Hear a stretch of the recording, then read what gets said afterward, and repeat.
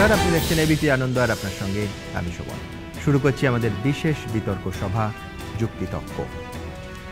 Police কবি দেখলে টুপিটা তোর খুলিস, তুষার রায়ের সেই অমোঘ বাক্য শুনে আমি অন্তত জানি না কোনো কবিকে দেখে কোনো পুলিশ কর্মী টুপি খুলেছেন কিনা, কিন্তু এই 2014 সালে এসে সত্যি সত্যি মনে হচ্ছে যে রাজ্যের শাসক দলের নেতা কর্মীদের দেখে অনেক পুলিশ টুপি কেন, পারলে উর্দিটাও খুলে ফেলে দলীয় ক্যাডার হয়ে যান। আর এইখানেই আমাদের প্রশ্ন, আলিপুরে যে ছবি আমাদের ক্যামেরায় ধরা পড়ল, পুলিশ কর্মীরা টেবিলের নিচে মাথা লুকোচ্ছেন, ফাইল দিয়ে আড়াল খুঁজছেন, সেই ছবিটা কি ব্যতিক্রম, নাকি এই রাজ্যে এই মুহূর্তে সেটাই নিয়ম? আর তাই যদি হয়, এ রাজ্যের গণতান্ত্রিক পরিবেশ কতটা অক্ষুণ্ণ আছে, সেই নিয়েই আমাদের এই বিতর্ক এবং আজকের বিষয়। আমাদের প্রস্তাব, পুলিশের পক্ষপাতিত্বের জন্যই পশ্চিমবঙ্গে গণতন্ত্র আজ বিপন্ন। প্রস্তাবের পক্ষে বলবেন আমার ডান দিকে যারা বসেছেন, সুপ্রিম কোর্টের প্রাক্তন বিচারপতি এবং রাজ্য মানবাধিকার কমিশনের প্রাক্তন চেয়ারম্যান জাস্টিস অশোক গঙ্গোপাধ্যায়, তার পাশে রয়েছেন কৌশিক সেন, অভিনেতা এবং নির্দেশক, তার পাশে রয়েছেন অম্বিকেশ মহাপাত্র, যাদবপুর বিশ্ববিদ্যালয়ের অধ্যাপক এবং এই পুলিশি পক্ষপাতিত্বের একজন শিকার, তার পাশে রয়েছেন বিশিষ্ট লেখক তিলোত্তমা মজুমদার। আমার অন্য দিকে প্রস্তাবের বিপক্ষে বলবেন ডক্টর নজরুল ইসলাম, প্রাক্তন আইপিএস অফিসার, আছেন অনুরাধা তলোয়ার, বিশিষ্ট সমাজকর্মী, আছেন সুমন বন্দ্যোপাধ্যায়, বিশিষ্ট অধ্যাপক, এবং সন্ধি মুখোপাধ্যায়, প্রাক্তন আইপিএস। আমরা এই অনুষ্ঠান শুরু করব। আমার পক্ষের বক্তা, আমার প্রথম বক্তা, সেই মানুষটি যার রায় দশকের পর দশক আমরা দেখেছি যে প্রয়োজনে যদি তিনি অপরাধ খুঁজে পান, তাহলে পুলিশ কর্মী, পুলিশ অফিসার, তিনি যে পদেই থাকুন না কেন, তাকে ভৎসনা করতে দ্বিধা করেননি। আর রাজ্য মানবাধিকার কমিশনের চেয়ারম্যান হিসেবে তার কাজ আমরা দেখেছি। প্রয়োজনে তিনি পুলিশের শাস্তি বিধানের সুপারিশও করেছেন। পক্ষের প্রথম বক্তা জাস্টিস অশোক গঙ্গোপাধ্যায়। শুভ সন্ধ্যা। আজকের এই বিতর্ক সভায় অংশ নিতে এসে যেটা আমার মনে হচ্ছে, যে বিষয়টির প্রস্তাবনা এমনভাবে এসেছে যে পশ্চিমবঙ্গের গণতন্ত্র আজ বিপন্ন, এবং এই গণতন্ত্রের বিপদের অন্যতম কারণ কিংবা প্রধান কারণ হচ্ছে পুলিশের পক্ষপাতিত্ব। এই আলোচনার সূত্রপাত করে আমি প্রথমেই বলি যে গণতন্ত্র পশ্চিমবঙ্গে যে বিপন্ন, এটা নিয়ে বোধহয় এই ব্যাপারে কিন্তু বোধহয় দ্বিমত পোষণ করার লোক আজকে পশ্চিমবঙ্গে খুবই কম। কিন্তু এই বিপন্ন হওয়ার পেছনে অনেকগুলি কারণ আছে। পুলিশের পক্ষপাতিত্ব একমাত্র কারণ নয়। আমি এই গণতন্ত্রের ব্যাপারটা একটু বোঝানোর চেষ্টা করছি। আমরা সবসময় একটা ধারণা আমরা শুনে আসি, সংসদীয় গণতন্ত্র বা পার্লামেন্টারি ডেমোক্রেসি। এই কথাটা যেহেতু আমাদের আইন এবং সংবিধানের ওপর ইংল্যান্ডের আইনের অত্যন্ত প্রভাব আছে, সেই জন্য এই কথাটা আমাদের দেশে খুব চালু।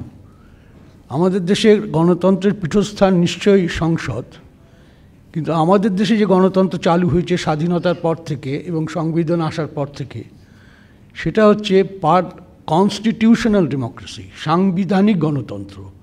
গণতন্ত্রের প্রতিটি পদক্ষেপ আজকে আমাদের দেশের সংবিধান এবং তার সংবিধানের সঙ্গে সঙ্গতি রেখে যে আইনগুলো হয়েছে তার দ্বারা নিয়ন্ত্রিত। সেটা আমরা দেখেছি। নির্বাচন যখন শুরু হয়, নির্বাচন প্রক্রিয়া শুরু থেকে শেষ অবধি সেটা ইলেকশন কমিশন, সেটা সাংবিধানিক সংস্থা, তারাই সেটা পরিচালনা করে এবং অনেক বাধা নিষেধ আরোপ করে। সুতরাং ফর্মটা হচ্ছে, রূপটা হচ্ছে সংসদীয়। আপনারা তো সবাই জানেন যে এইখানে আমাদের রাজ্য ব্যবস্থায় তিনটি স্তম্ভ: বিচার ব্যবস্থা, শাসন ব্যবস্থা এবং আইন ব্যবস্থা। আইন ব্যবস্থা আর বিচার ব্যবস্থা নিয়ে আজকে কোনো আলোচনার বিশেষ দরকার নেই। শাসন ব্যবস্থা, যেটা প্রশাসন, তারই একটা অংশ হচ্ছে পুলিশ, এবং সেই পুলিশের পক্ষপাতিত্ব না হওয়া, পুলিশের নিরপেক্ষতা যে গণতন্ত্র রক্ষার একটা প্রধান উপায়, সেটা আর বলে বোঝানোর খুব দরকার নেই। কেন গণতন্ত্র তো কোনো একটা ঠিক একটা কাঠামো নয়। গণতন্ত্র অনেক মূল্যবোধের ওপর প্রতিষ্ঠিত, এবং প্রধান কথা সেখানে হচ্ছে সাধারণ মানুষের রক্ষা কবচ গণতন্ত্র সেই গণতান্ত্রিক মূল্যবোধের মধ্যে নিহিত, এবং সেইটা রক্ষা করার দায়িত্ব সরকারের, এবং সরকারেরই একটা অংশ হচ্ছে পুলিশ।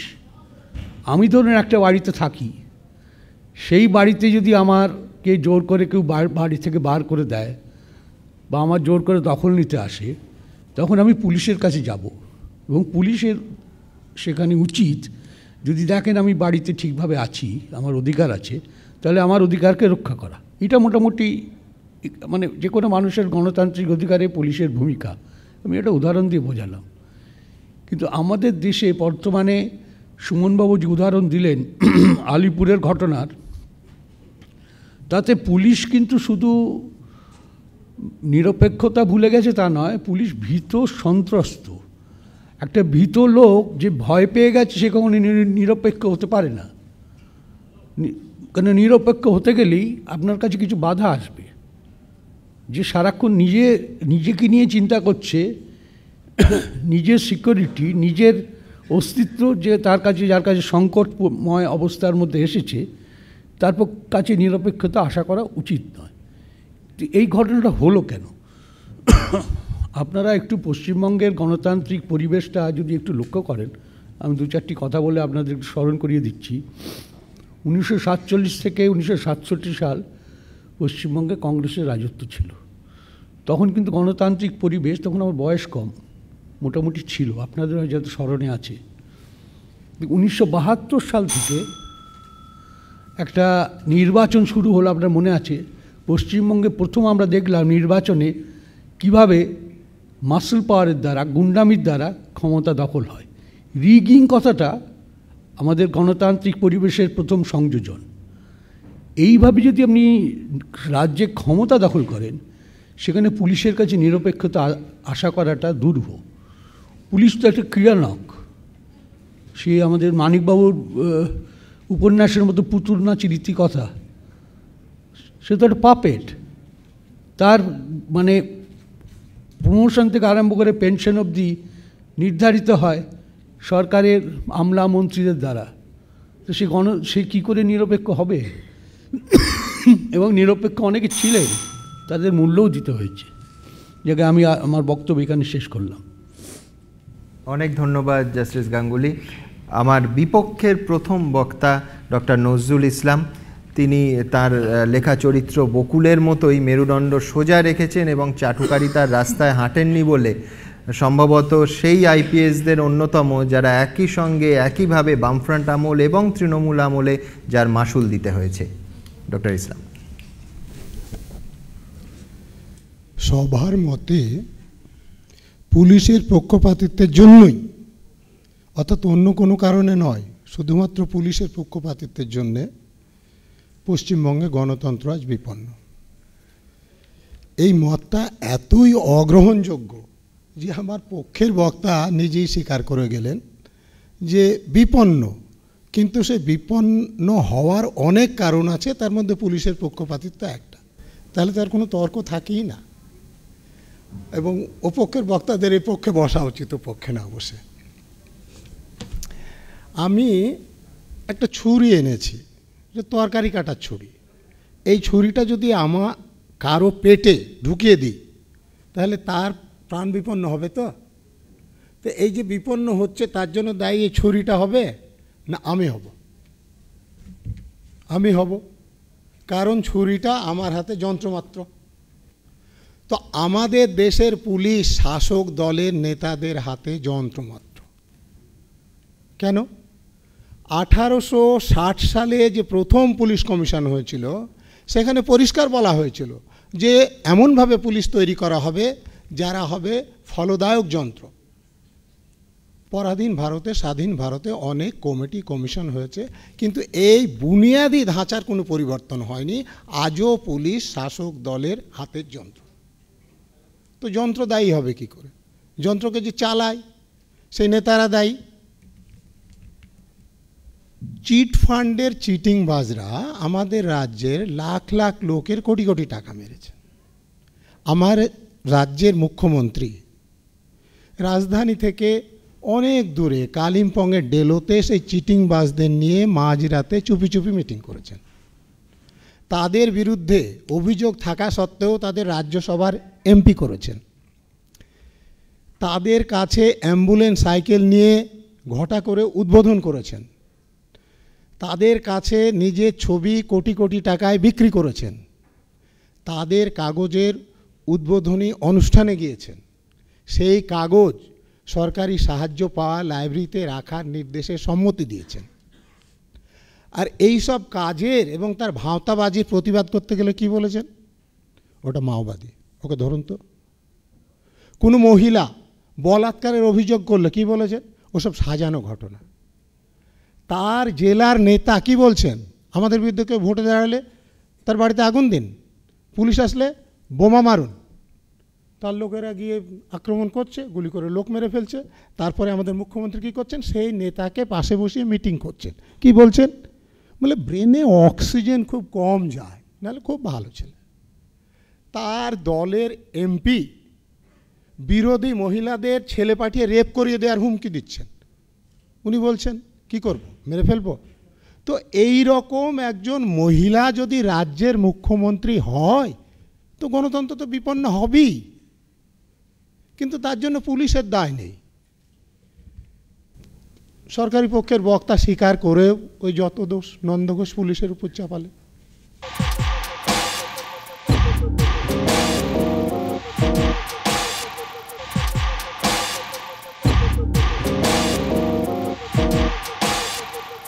সত্যিই দোষ কার সেটা নির্ণয় করতে হলে গণতন্ত্র সফল করার জন্য কি কি শর্ত সেগুলো জানতে হবে। প্রথম শর্ত সঠিক সময়ে ভোট হওয়া। দ্বিতীয় শর্ত ভোট দিতে পারা, ভোটে প্রার্থী হতে পারা। তৃতীয় শর্ত বিকল্প সরকারের সম্ভাবনা, মতামতের স্বাধীনতা, চাকরিতে সমানাধিকার, বিচারে সমানাধিকার এবং নাগরিকদের একটা ন্যূনতম চারিত্রিক মান। তাহলে প্রথম শর্ত কী হলো? সঠিক সময়ে ভোট হওয়া। পঞ্চায়েত ভোটের সময় আপনারা কি দেখেছেন? নেত্রীর সঙ্গে বিরোধের ফলে সুপ্রিম কোর্টে যেতে হচ্ছে, ভোটে দেরি হচ্ছে, গণতন্ত্র বিপন্ন হচ্ছে। পৌরসভার ভোটগুলোতে কি দেখছেন? বিভিন্ন অছিলা দিন পিছিয়ে দেওয়া হচ্ছে, গণতন্ত্র বিপন্ন হচ্ছে। রাজ্যসভার ভোটে কি দেখলেন?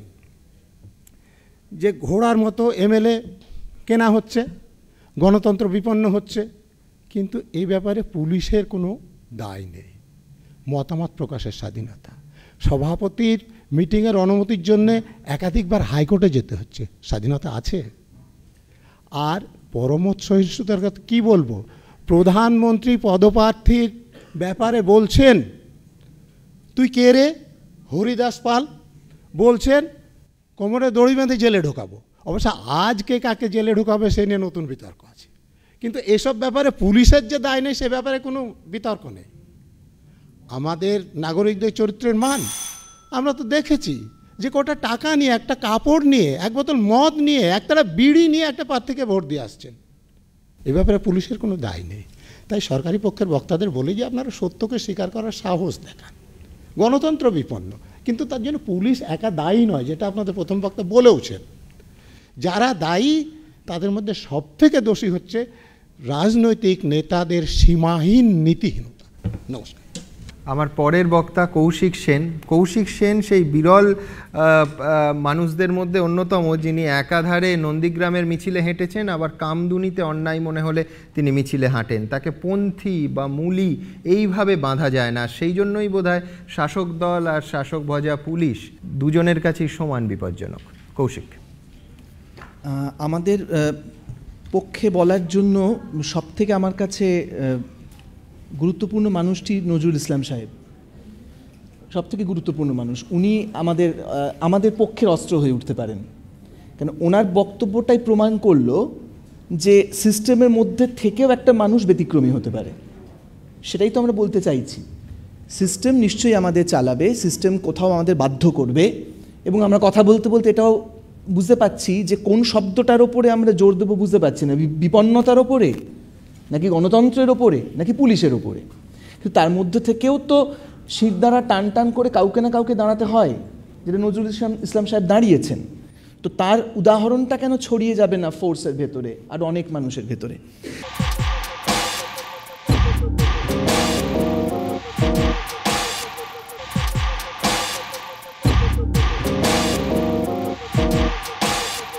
আমি একটা অন্য গল্প বলি। গল্পটা এটা ইতিহাস গল্পের মতোই। বাংলা থিয়েটারে এই মুহূর্তে আমি যে সমস্ত অভিনেতাদের ভীষণ আমার ভালো লাগে, তাদের মধ্যে আমার এক বন্ধু আছেন, তার নাম সুরজিৎ বন্দ্যোপাধ্যায়। সে আগে যখন সাংবাদিকতা করত, তার একটা সৌভাগ্য হয়েছিল শম্ভু মিত্রের ঘনিষ্ঠ হওয়ার, এবং ও পরবর্তীকালে শম্ভু মিত্র নামে একটা নাটক করে এবং তাতেও নিজে শম্ভু মিত্রের চরিত্রে অভিনয় করে, একটা অসামান্য অভিনয় করেও। তো একবার শম্ভু মিত্র মহাশয় যখন জ্যোতিষ রায় রোডের বাড়িতে থাকতেন, তখন পুজোর সময় চাঁদা নিয়ে একটা গণ্ডগোল হয় বামফ্রন্ট আমলে, এবং চাঁদা দিতে অতটা টাকা দিতে রাজি হন না শম্ভু মিত্র পরিবারের লোকজনরা। তো তার বাড়ির সামনে বোমাবাজি হয়। তো সেই খবরটা থিয়েটারে একটি লোক তৎকালীন পুলিশের বড় কর্তাকে জানান। পুলিশের লোকজনরা তারপর ন্যাচারালি শম্ভু মিত্র বাড়ির সামনে এরকম ঘটেছে, তো লোকাল থানায় খবর যায়, লোকাল থানা থেকে একটি সাব ইন্সপেক্টর যায়। তো শম্ভু মিত্র গল্পটা বলেছেন, এই ঘটনাটা সুরজিৎ ও নাটকেও রেখেছে। তো শম্ভু মিত্রর বাড়িতে এসে সেই সাব ইন্সপেক্টর বলেন যে, আপনি কি সেই শম্ভু মিত্তির তৃপ্তি মিত্রের শম্ভু মিত্তির?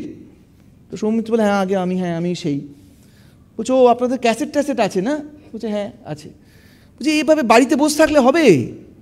একটু থানায় টানায় আসুন, বড়োবাবুর সঙ্গে আলাপ টালাপ করুন। কত লোক আসে, একটা ফোন করলেই হয়ে যায়, ঝামেলা। এখন এইটা শোনার পর সুরজিৎ খুব হেসেছিল, এবং যখন অভিনয়টা হয় দর্শকও হাসে। তারপরে শম্ভু মিত্র যে গল্পটা বলেছিলেন সুরজিৎকে, সুরজিৎ সেটা অভিনয় করে দেখায়। ও বলে যে, দেখো এই যে সবাই হাসে, চিরকাল তো পুলিশকে নিয়ে লোক হাসাহাসিই করেছে, কিন্তু কেউ কিন্তু তাকে বদল করার কথা ভাবেন, সবাই তাকে ব্যবহার করেছে। কিন্তু এটা যেমন এইটা গল্পটার দুটো দিক আছে। একটা হচ্ছে যে সত্যি সত্যি ওই যে যন্ত্রের মতো ব্যবহার করা, আবার উল্টো দিকে যে সাব ইন্সপেক্টরটি গিয়েছিলেন শম্ভু মিত্রের বাড়িতে, তিনিও এতটুকু ভেবে দেখার প্রয়োজন বোধ করেননি যে কার হুকুম তামিল করছি, কার বাড়িতে যাচ্ছি, কার সঙ্গে কথা বলছি। তো একদিকে যেরকম রাষ্ট্রযন্ত্রর মতো তাকে ব্যবহার করা হচ্ছে, আর উল্টো দিকে কিছু অবিবেচক মানুষ, তারাও নিজেদেরকে গড্ডালিকা প্রবাহের মধ্যে দিয়ে নিয়ে গেছেন, এবং সেটা চাকুরির স্বার্থে হোক, যে স্বার্থেই হোক না কেন, তারা তাদের দায়িত্ব কর্ম সমস্ত ভুলে সব কিছু জলাঞ্জলি দিয়ে তারা মনে করেছেন যে না, আমাকে থেকে যখন আদেশ করা হয়েছে তখন আমি পুলিশ, আমি মানুষ নই। এই পুলিশকে মানুষ করে যেমন সমাজও দেখে না, তাদের উপর দায় চাপায়, তেমনি পুলিশও কোথাও বোধহয় একটু নিজেদের দিকে ফিরে দেখার প্রয়োজন আছে। পার্ক স্ট্রিটের কাণ্ডে যে ভদ্রমহিলা আক্রান্ত হয়েছিলেন, তাকে যখন থানাতে একটি পুলিশ বলে যে হবে নাকি একটু ঠান্ডা ঠান্ডা বিয়ার, এটা আমি বিশ্বাস করি না কোনো প্রশাসন ওপর থেকে চাপিয়ে দিতে পারে। সেটা সেই ব্যক্তি মানুষটির রুচিহীনতা। তার বিরুদ্ধে যদি নজরুল ইসলাম সাহেবের মতো একটা মানুষকে আমি দেখতে পাই, তাহলে কেন এই ধরনের মানুষের সংখ্যা পুলিশ ফোর্সে আরও বেশি হবে না?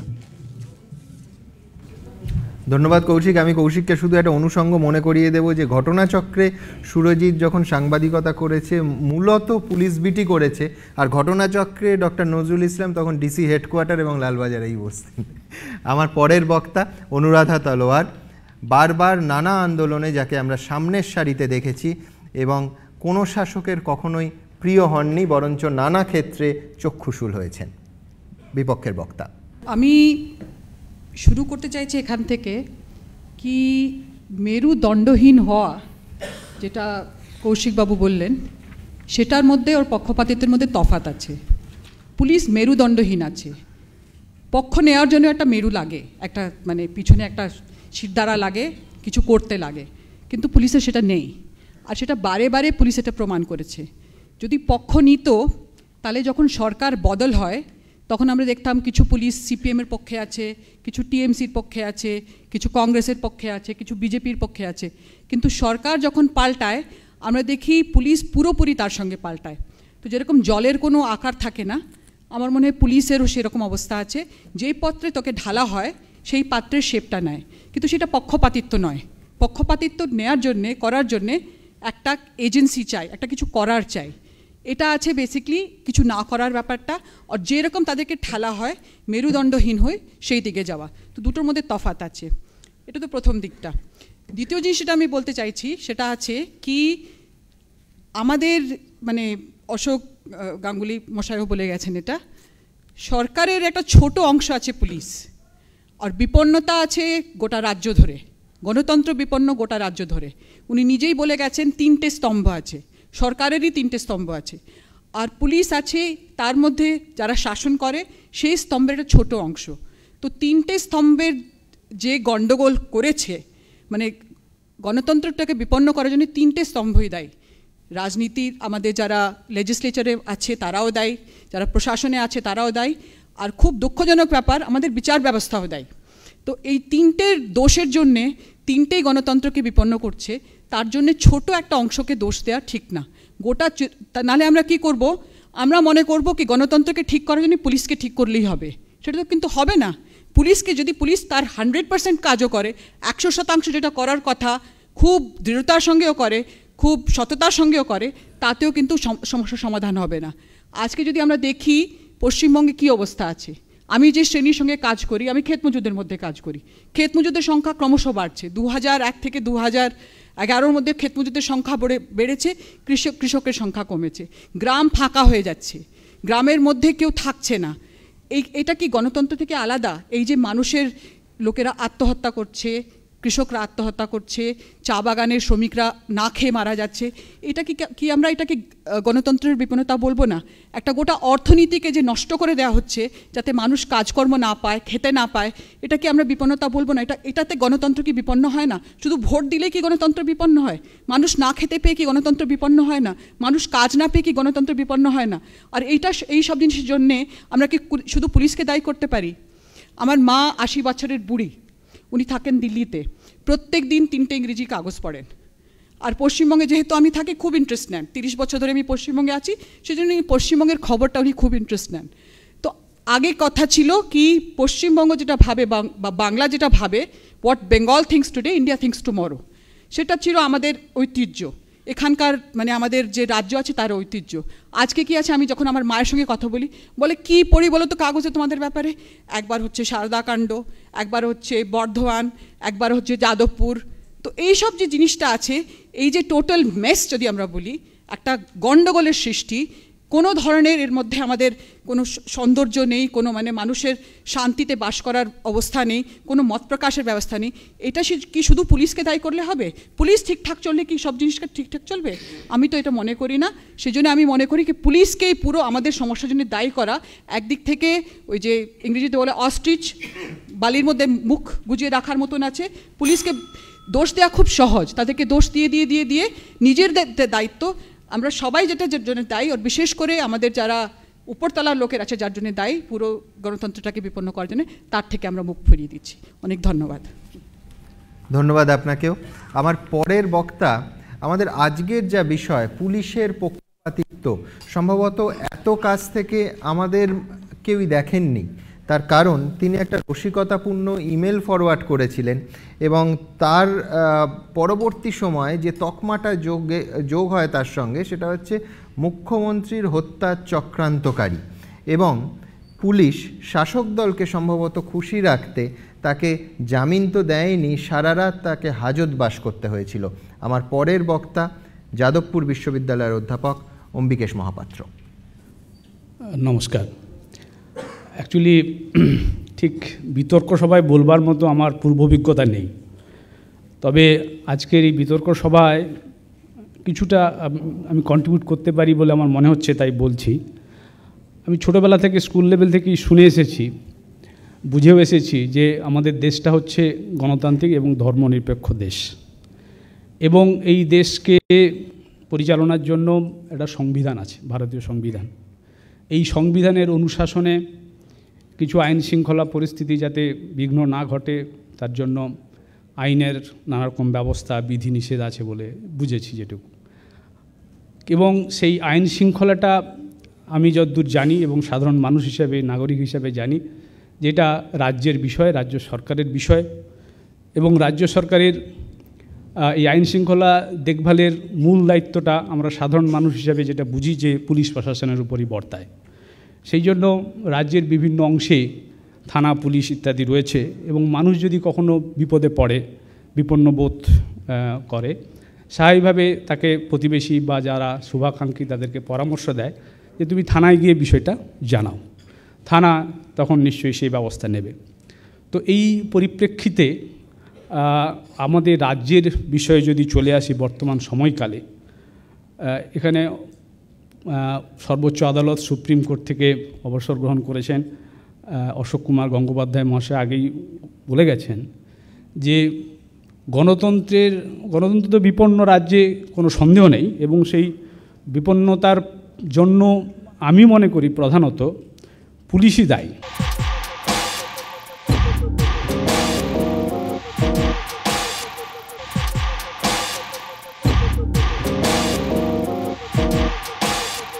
পুলিশকে কে চালাচ্ছে, কিভাবে চালাচ্ছে, সেটা একটা প্রশ্ন অলরেডি উঠে গেছে।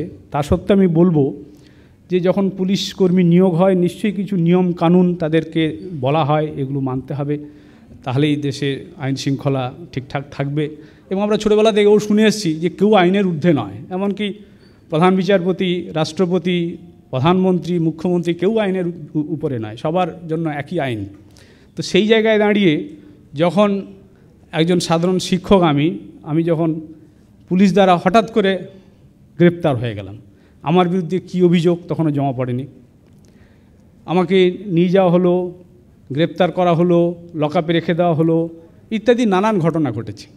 তারপরেও আমি বিভিন্ন সময় বুঝতে পেরেছি যে এটা খুবই অন্যায় হয়েছে। মানবাধিকার কমিশনও এটা নিয়ে তদন্ত করে দেখেছে, খুবই অন্যায় হয়েছে, পুলিশের কারণে এটা হয়েছে, কিন্তু তার কোনো সুবিচার আমরা পাইনি। এবং আমি যেটা জোর দিতে চাইছি পুলিশের পক্ষপাতিত্বের বিষয়টা, এটা ঠিকই যে শুধু পুলিশ প্রশাসন ঠিক হয়ে গেলে যে গণতন্ত্র আবার সুন্দরভাবে ফিরে আসবে তা নয়, কিন্তু তাহলেও পুলিশের নিরপেক্ষতাটা প্রধান। এবং সেই পক্ষপাতিত্বের জন্য আজকে রাজ্যের বিভিন্ন জায়গায়, শুধু অম্বিকেশ মহাপাত্র নয়, শিলাদিত্য চৌধুরী, আপনার বালি অঞ্চলের তৃণমূল কংগ্রেসেরই একজন কর্মী তপন দত্ত খুন হয়েছে, গাইঘাটা অঞ্চলে সুটিয়া গ্রামের শিক্ষক বরুণ বিশ্বাস খুন হয়ে গেছে। এই সকল ক্ষেত্রে পুলিশের যে ভূমিকা থাকা উচিত, নিরপেক্ষ ভূমিকা থাকা উচিত, এখনও পর্যন্ত সেটা লক্ষিত হয়নি। এবং সে কারণে রাজ্যে গণতন্ত্র বাঁচাও মঞ্চ পর্যন্ত তৈরি হয়েছে এবং তার জন্য সাধারণ মানুষজন পথে নামতে বাধ্য হচ্ছে। তার সঙ্গে আমরা এই রাজ্যে বিভিন্নভাবে যারা আক্রান্ত, এবং এই আক্রান্তর যদি কারণ খোঁজেন তাদের প্রথমেই যেটা লক্ষ্য করা যায় যে পুলিশের কোনো কোনো ক্ষেত্রে অতি সক্রিয়তা, আবার কোনো কোনো ক্ষেত্রে অতি নিষ্ক্রিয়তা।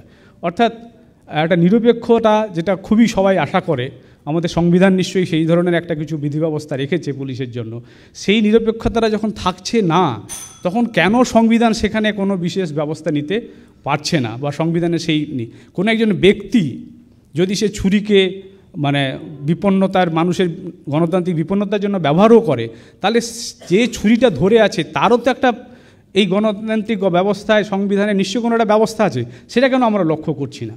তো সেই জন্য আমরা যারা এই রাজ্যে বিভিন্নভাবে পুলিশের অতি সক্রিয়তা বা নিষ্ক্রিয়তার দ্বারা আক্রান্ত হয়েছি, সে আক্রান্ত মানুষজনদেরকে একটা নজিরবিহীন একটা মঞ্চ তৈরি করতে হয়েছে, আক্রান্ত আমরা মঞ্চ।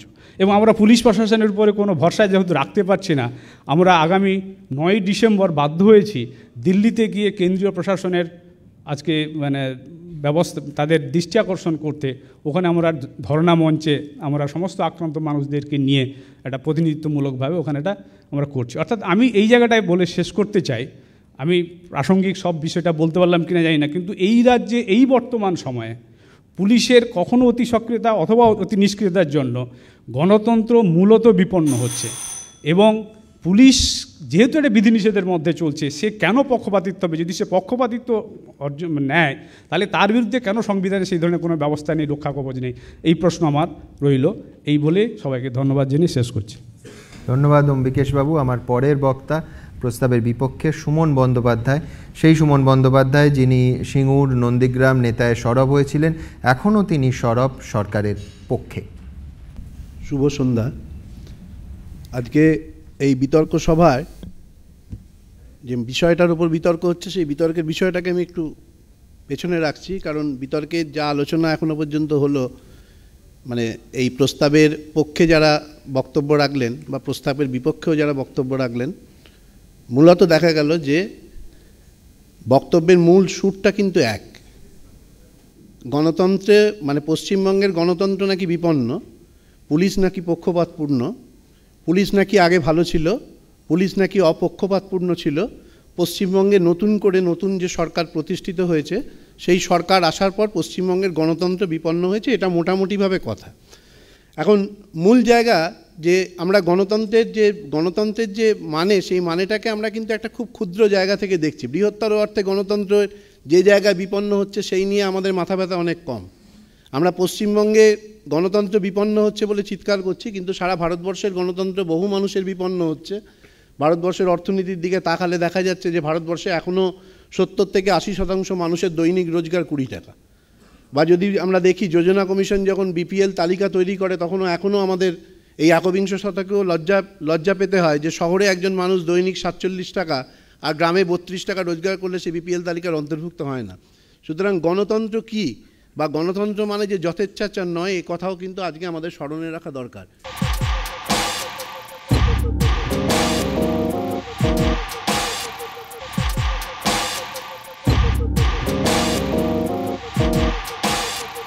পশ্চিমবঙ্গে বর্তমানে যে জিনিসটা চলছে সেটা হচ্ছে যে গণতন্ত্রকে সামনে রেখে গণতন্ত্রের নামে যথেচ্ছাচার চলছে।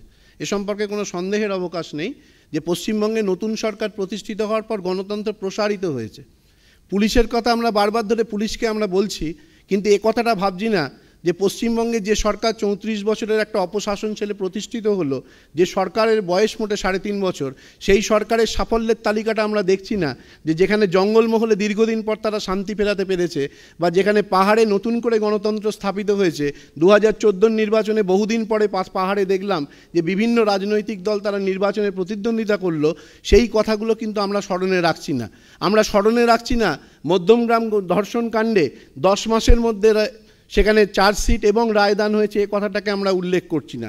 আমরা উল্লেখ করছি না যে সাজিদের মতো এই বর্ধমান বিস্ফোরণ কাণ্ডের অন্যতম প্রধান অভিযুক্ত সাজিদ, সেই সাজিদকে কিন্তু বিধাননগর কমিশনারেট তাকে কিন্তু গ্রেপ্তার করেছে। বা এই কথাটা আমরা বলছি না, এ কথাটাও আমাদের স্মরণে নেই। 2009-এর সেই ঐতিহাসিক নেতাইয়ের ঘটনা, সেই 2000 নেতাইয়ের ঘটনা যেটা সিবিআইয়ের তদন্তের মধ্যে রয়েছে। গত 5 বছর ধরে রতিন দণ্ডপাটরা তাদেরকে ধরার ক্ষমতা সিবিআইয়ের হলো না, পশ্চিমবঙ্গ পুলিশকে তাদের গ্রেপ্তার করে আনতে হলো সুদূর বহির্ভারত থেকে। ফলে আজকে কিন্তু আমরা যখন কোনো বক্তব্য পেশ করছি, তখন আমরা কিন্তু এক পেশে বক্তব্য পেশ করছি। আমরা বলছি না যে গণতন্ত্র মানে সাধারণ মানুষের পাশে থাকা, আমরা বলছি না যে গণতন্ত্র মানে হচ্ছে কন্যাশ্রী, গণতন্ত্র মানে হচ্ছে যুবশ্রী, গণতন্ত্র মানে হচ্ছে 986টা গ্রাম পঞ্চায়েতকে ওয়ার্ল্ড ব্যাংকের পুরস্কার, গণতন্ত্র মানে হচ্ছে ইন্ডিয়া টুডে গোষ্ঠীর বিবেচনায় পশ্চিমবঙ্গে ভারতবর্ষের মধ্যে সেফেস্ট সিটি হচ্ছে কলকাতা। আমরা এই কথাগুলো বিবেচনার মধ্যে রাখছি না। আমরা যেটা ভাবছি না সেটা হচ্ছে যে আজকে গণতন্ত্র প্রসারিত হয়েছে। আমরা যদি চিন্তা করি যে গণতন্ত্রের অন্যতম গুরুত্বপূর্ণ বৈশিষ্ট্য ভোটদান, সেই ভোটদানের যে পরিস্থিতি তৈরি হয়েছিল, যে রিগিংয়ের কথা তোলা হলো, সেই রিগিংটা কিন্তু পরবর্তীকালে পরিণত হয়েছিল সায়েন্টিফিক রিগিংয়ে। সেই রিগিংয়ের পরবর্তী পর্বে এই নতুন সরকার প্রতিষ্ঠিত হওয়ার পরে এমন কোনো ফুটেজ কোনো ইলেকট্রনিক মিডিয়া দেখাতে পারবে না যেখানে গণতন্ত্রের নামে সেখানে ভোট চুরি হয়েছে। হয়তো হয়েছে, 2-4 জায়গায় হয়তো হয়ে থাকতে পারে, কিন্তু সামগ্রিকভাবে বহু জায়গায় বহু মানুষের, পশ্চিমবঙ্গের বহু ভোটার কথা বলেছেন যে আমরা বহুদিন পরে আমাদের গণতান্ত্রিক অধিকারটা প্রয়োগ করতে পারছি, ভোটদান করতে পারছি। কেউ বলছেন 10 বছর পরে, কেউ বলছেন 15 বছর পরে, কেউ বলছেন 20 বছর পরে। অর্থাৎ গণতন্ত্রের যে মূল ব্যাখ্যা বা গণতন্ত্রকে আমরা যেভাবে ব্যাখ্যা করার চেষ্টা করছি, তার মধ্যে কিন্তু যথেচ্ছাচারের একটা ব্যাপার রয়েছে। এবং খুব আশ্চর্যজনকভাবে দেখছি যে পশ্চিমবঙ্গের এই সরকারের বিরোধিতা করার জন্য এমন কিছু মানে চেষ্টা করা, কোনোভাবে চেষ্টা করা হচ্ছে যেগুলো কিন্তু সামগ্রিকভাবে গণতন্ত্রের পক্ষে অত্যন্ত ক্ষতিকারক। আমি বলবো যে আজকের যে আলোচনা, সেই আলোচনার একটা কিন্তু বড় জায়গা রয়েছে, যে একটা আজকের যেটা সামগ্রিকভাবে গণতন্ত্রের পক্ষে ক্ষতিকর, সেটা হচ্ছে যে মিডিয়া ট্রায়াল। এই মিডিয়া ট্রায়ালটা কিন্তু আজকে গণতন্ত্রের পক্ষে অত্যন্ত ক্ষতিকারক। যে ধরনের বিভিন্ন কেসগুলো চলছে বা যাদেরকে বিভিন্নভাবে তাদেরকে কাউকে গ্রেপ্তার করা হয়েছে, কাউকে জিজ্ঞাসাবাদ করা হচ্ছে, তাদের যদি কোনো প্রমাণ ছাড়াই যে কোনোভাবে মিডিয়া যদি তাদেরকে আজকে দোষী সাব্যস্ত করে দেয়, তাহলে কিন্তু খুব স্বাভাবিকভাবে তার একটা প্রভাব কিন্তু ভারতবর্ষের গণতন্ত্রের উপর পড়বে। ধন্যবাদ। ধন্যবাদ সুমনবাবু। আমি শুধু আপনাকে মনে করিয়ে দেব যে বাঁকুড়ার সোনামুখীতে যে এমএলএ, সোনামুখীর এমএলএ দাঁড়িয়ে ছাপ্পা ভোট দিচ্ছিলেন, সেটা টিভিতেই ধরা পড়েছিল। কিন্তু চমৎকার আপনি বিতর্কটা উস্কে দিয়েছিলেন সিবিআই নিয়ে। জায়গায় হতে পারে নিশ্চয়ই, থ্যাংক ইউ। আমার পরের বক্তা তিলোত্তমা মজুমদার। তিলোত্তমা, জামানা বদল হয়েছে কিন্তু বিশিষ্ট লেখকই থেকে গেল, কমিটিজীবীও হতে পারল না, তার কারণ জামানা বদলেও প্রসাদে রুচি নেই। নমস্কার, শুভ সন্ধ্যা। আমাদের কি দুর্ভাগ্য এবং আমাদের পশ্চিমবঙ্গের পুলিশের কি দুর্ভাগ্য যে তারা কি কি কাজ করেছে এটা করগুণে প্রথমে বলতে হয়, কারণ এত অসংখ্য কাজ করেনি যে করগুণে কাজ করাগুলো বলতে হয়। আসলে তো উল্টোটা হওয়ার কথা, মানে তারা এত কাজ করবে যে আমরা করগুণে বলবো যে যাই হোক। পশ্চিমবঙ্গ এখন সব দিক থেকেই, সব অর্থেই মমতাময়। পশ্চিমবঙ্গের পুলিশও মমতাময়, কিন্তু একই সঙ্গে ভীষণ রকম নির্মম, ভীষণ রকম পক্ষপাতদুষ্ট এবং নিষ্ক্রিয়।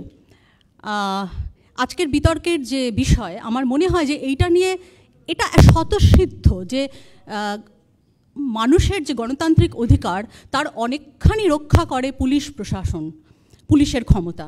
একজন সাধারণ মানুষ সে যখন প্রতারিত হয়, সে যখন অপরাধ চক্রে পড়ে, সে যখন নানান রকমভাবে বিপন্ন হয়, সে প্রথমেই যায় পুলিশের কাছে এবং তার কাছে প্রথম তার অধিকার নিয়ে এসে পৌঁছয়। এবং সেই অধিকার যখন সে পায় না, সাধারণ মানুষ অত বোঝে না কাকে গণতন্ত্র বলে, কোনটা কত নম্বর স্তম্ভ, কিচ্ছু তারা বেশিরভাগ মানুষ বুঝতে পারে না। তারা শুধু জানে যে আমার দৈনন্দিন জীবনে আমি কার কাছে গেলে কতটুকু সহায়তা পাবো, এবং সব ক্ষেত্রে তারা প্রথম যায় পুলিশের কাছে এবং গিয়ে অত্যন্ত দুর্ব্যবহার পায়, অত্যাচার পায়, কেস নেয় না, এরকম ঘটনা ঘটে। কোনো রকম নাম না নিয়ে ভেতরে ঢুকিয়ে পিটিয়ে ছেড়ে দেয়, এরকম ঘটনা ঘটে। অসংখ্য পুলিশের নানান রকমের কর্মকাণ্ডের আমি বেশি উদাহরণে যাব না, আপনারা সব কটা উদাহরণ জানেন। আমি শুধু বলছি, অনুব্রত মণ্ডল বাইরে ঘুরে বেড়ায়, অম্বিকেশ মহাপাত্রকে জেলে রাত কাটাতে হয়। এর থেকে বড় দুর্ভাগ্যজনক আর পশ্চিমবঙ্গের পক্ষে কি হতে পারে? কি হতে পারে গণতান্ত্রিক বিপন্নতা? এর থেকে বেশি বড় উদাহরণ। আমি উদাহরণ অসংখ্য দেওয়া যায়। আমার মনে হয় যে আমাদের বোধহয় শুধুমাত্র পারস্পরিক দোষারোপ না করে এর রুটে যাওয়া উচিত, যে কেন এই রকম হয়, কেন পুলিশ এইরকম, কেন পুলিশ ভীত। কৌশিক একটা খুব ভালো কথা বলেছেন যে সিস্টেম, 1861 সালের আইন এখনও পুলিশের জন্য বলবৎ, তার খুব অল্পই সংশোধিত হয়েছে। সন্ধিদা এখানে আছেন, নিশ্চয়ই সন্ধিদা এই প্রসঙ্গ তুলবেন। আপনারা ভাবুন 1861 সাল, এবং কি করে তৈরি হয়েছিল না, 1857 সালে সিপাহী বিদ্রোহের পর ব্রিটিশ শাসকরা অনুভব করে যে এবারে একটা সংগঠিত পুলিশ দরকার, যারা তাদের মেশিনারিকে চালু রাখবার জন্য কাজ করবে। তারা কিন্তু সাধারণ মানুষের ভালোর জন্য পুলিশকে তৈরি করেনি। সেই আইন আজও বলবৎ আছে। আমরা স্বাধীন হয়েছি, স্বাধীনতার ফলে আমরা ক্ষমতা লাভ করেছি, কিন্তু ক্ষমতার যে কিছুমাত্র কর্তব্য বোধ আছে, সেই জিনিসটা আমরা আমাদের মেশিনারিগুলিতে চালিত করতে ব্যর্থ হয়েছি। আমাদের যারা নেতা তারা ব্যর্থ হয়েছেন। আমরা এই জিনিসটা পুলিশের মধ্যে সঞ্চারিত করতে, এই বোধ জাগ্রত করতে আমাদের টোটাল সিস্টেম ব্যর্থ হয়েছে। যে ক্ষমতা মানে দু রকম। ক্ষমতা মানে আমি আমার কর্তব্য পালন করব, আমার দায়িত্ব পালন করব, এবং ক্ষমতা মানে আমার সেই ক্ষমতা এক জায়গার মুখাপেক্ষী হবে, সেটা হচ্ছে ভারতবর্ষের আইন। আজকে পুলিশের এই কথা মনে থাকে না যে তাকে জবাবদিহি করতে হয় কার কাছে? মন্ত্রীর কাছে। হয়তো আমাদের সিস্টেম অনুযায়ী তার জবাবদিহি হয়তো মন্ত্রীর কাছে করতে হয়, কিন্তু এখানে একটা নৈতিকতার প্রশ্ন আসে যে পুলিশ কি নৈতিকতা বহির্ভূত কোনো কিছু এন্টিটি? সে কি কোনো রকম আদেশ যখন সে পাবে, সেই আদেশের পরিপ্রেক্ষিতে সে কি এই নৈতিকতার জায়গাটা ভুলে যাবে যে আমি কি করছি, আমার কি কর্তব্য?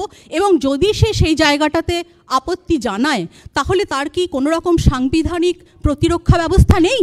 আছে, কিন্তু তারা সেটা করে না। এবং খুব খুব সুসংগঠিতভাবে পুলিশের যে নিজস্ব কর্মপদ্ধতি, তার মধ্যে এই জিনিসগুলোকে সঞ্চালিত করে দেওয়া হয়। আপনারা দেখুন পুলিশ কিভাবে, পুলিশ রিক্রুটমেন্ট দেখুন। ব্রিটিশ যখন পুলিশ তৈরি করেছিল তখন রিক্রুটমেন্ট এইভাবে হতো যে অফিসাররা, বড় বড় র্যাঙ্কের অফিসাররা থাকতো ব্রিটিশ, তলার দিকের পুলিশরা থাকতো নেটিভ। তারপরে কি হলো যে না, সেই পার্থক্যটা বজায় রাখা হলো মেধাগত দিক থেকে। যারা একজন সাধারণ কনস্টেবল এবং অফিসার বা হাই র্যাঙ্কিং পুলিশদের মধ্যে মেধাগত যে পার্থক্য আছে, সেই পার্থক্যটা তাদের কর্মপদ্ধতির মধ্যে প্রতি মুহূর্তে প্রমাণিত হয়। একটা উদাহরণ দিচ্ছিলেন কৌশিক, যে শম্ভু মিত্রর কাছে একজন কনস্টেবল চলে গিয়েছিল। কেন তার এই নীতিবোধ কাজ করে না? তার কারণ খুব সুচারুভাবে এই জিনিসটাকে চালিত রাখা হয়। কারণ যুগ যুগ ধরে আমরা দেখেছি যে ব্রিটিশ চলে গেছে, কিন্তু ভারতের রাজনীতি সবসময় পুলিশের ওপর হস্তক্ষেপ করেছে। তারা কেউ সংশোধন করবার চেষ্টা করেনি পুলিশি ব্যবস্থাগুলোকে, এবং প্রত্যেক যুগে পুলিশকে ইউজ করা হয়েছে, এখনও করা হচ্ছে। এবং এটা সামগ্রিকভাবে যদি একটা বৈপ্লবিক পরিবর্তন না আনা হয় গোটা সিস্টেমের মধ্যে, তাহলে চট করে এই সমস্যার সমাধান হওয়ার কোনো রকম আশা আমি অন্তত দেখতে পাচ্ছি না। ধন্যবাদ তিলোত্তমা।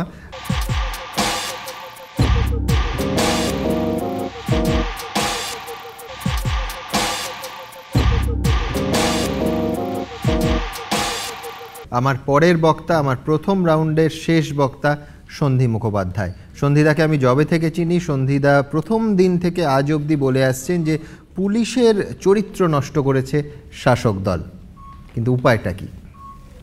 আমার পূর্ববর্তী বক্তা তিলোত্তমাকে ধন্যবাদ দিই, উনি পুলিশ রিফর্মের কথা বলেছেন। ওটা আমি পরের যে 5 মিনিট আমাকে যদি সুমান দয়া করে দেন তখন আমি বলবো। এখন যেভাবে বলে শুরু করি, যে তার্কিক বাঙালিরা একটা ব্যাপারে একমত, যে গণতন্ত্র বিপন্ন এবং সাংঘাতিকভাবে বিপন্ন।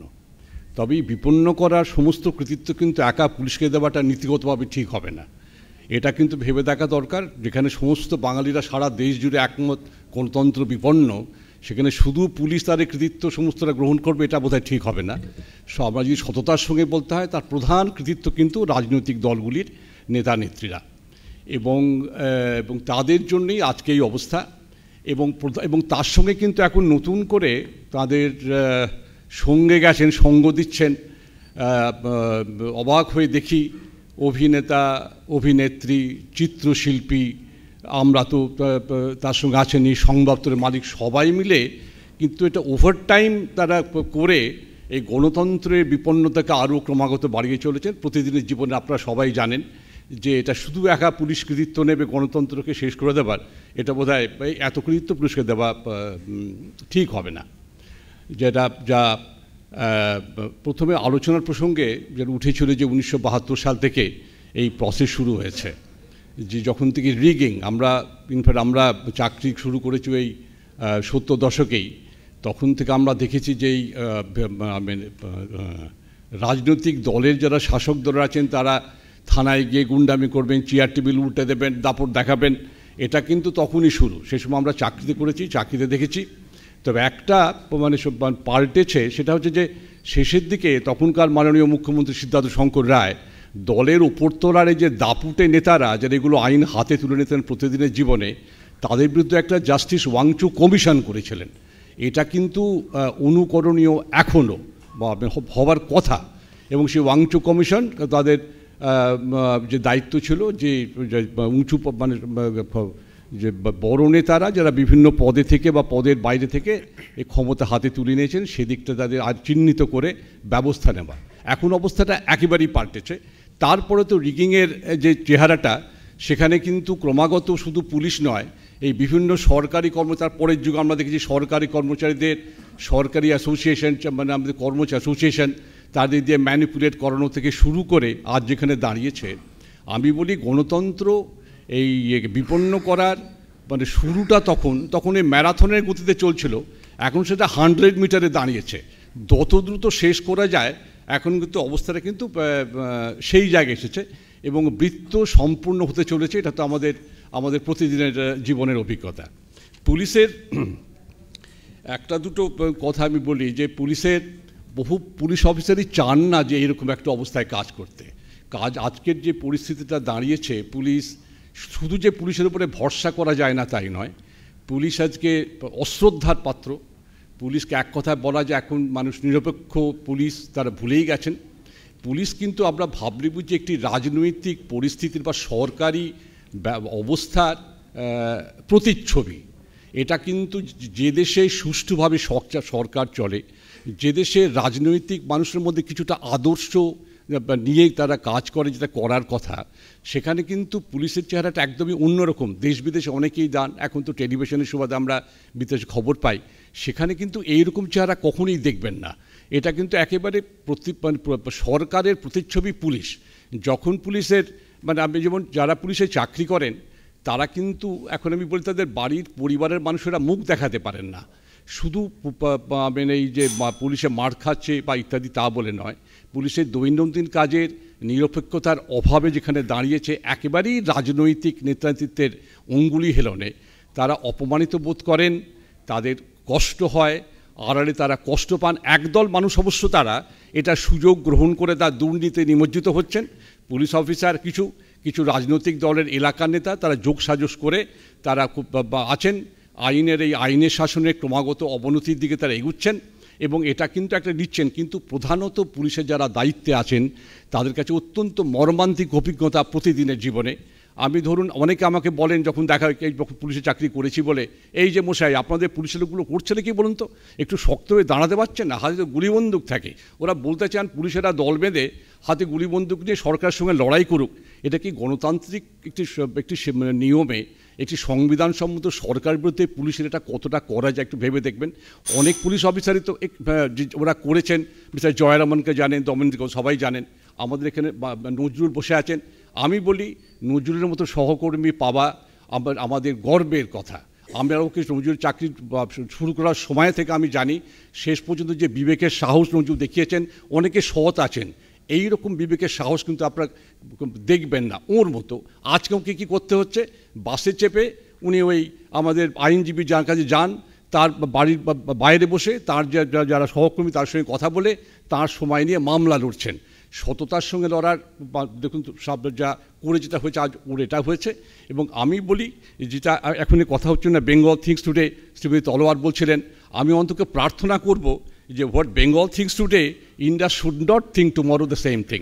আমরা যেন এই রাজ্যটা গেল বাকি রাজ্যের যে যা আছে তাদের জন্য এই দুরবস্থা না হয়, এটার জন্য আমরা ঈশ্বরের কাছে প্রার্থনা করি।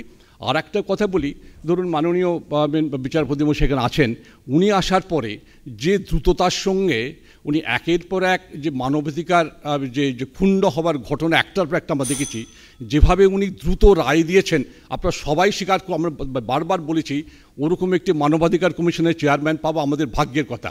তার আগেও তো চেয়ারম্যানরা ছিলেন, দেখেছেন যে কীভাবে নিশ্চুপ হয়ে শান্তিতে তারা দিনগুলো কাটিয়ে গেছেন। এই গণতন্ত্র বিপর্যয় বা গণতন্ত্র ধ্বংসের মূলে এক অবদান কিন্তু তাদেরও আছে। এটা কিন্তু মনে রাখা, আমরা যদি মনে রাখি। এবং আমি আমার সেই পরের পর্যায়ে সময় দিলে যেটা তিলোত্তমা বলে গেলেন পুলিশ রিফর্ম কমিশন, এইটাকে আমি ভেবে পুলিশ রিফর্ম কমিশন, পুলিশ যদি শুধুমাত্র শাসক দলের কাছে আনসারেবল হয়, এখানে যে দাঁড়াতে পারে, আজ 1978 সাল থেকে এই বিশেষজ্ঞরা ভেবেছেন, অনুদান দিয়েছিলেন, রাজনৈতিক দলগুলো সেগুলো মানতে চাননি। ওটা পরের বারে আমি বলবো আপনাদের। ধন্যবাদ সন্ধিদা। 1978-এর কথা বলে সন্ধিদা শেষ করলেন। আমার মনে আছে ওই একই বছর চৌধুরী চরণ সিংহ তার ঘনিষ্ঠদের বলেছিলেন ঠিক এই পুলিশ রিফর্মস প্রসঙ্গে যে এমন রিফর্মস করে লাভটা কি যেখানে পুলিশ আমাদের স্যালুট করবে না। 2014 সালেও আমরা কি সেই একই মধ্যযুগীয় মানসিকতা বহন করে চলেছি?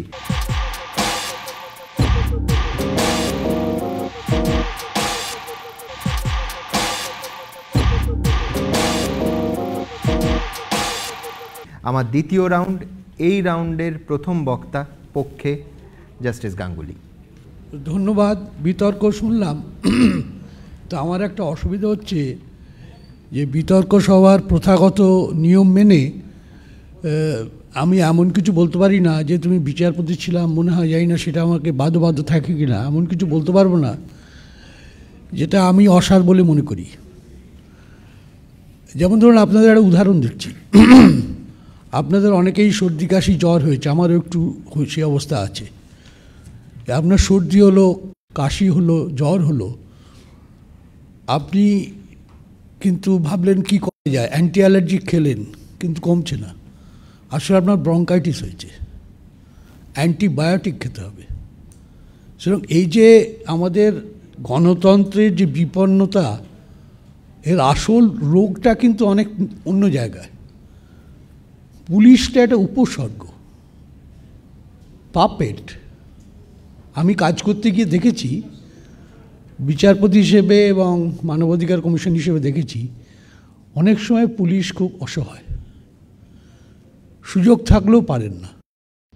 আপনারা চোখের সামনে দেখলেন দময়ন্তী সেনকে, পচনন্দাকে এবং ডক্টর নজরুল ইসলামের নানা হেনস্থা, নানা মামলায় জড়িয়ে যাওয়া দেখলেন।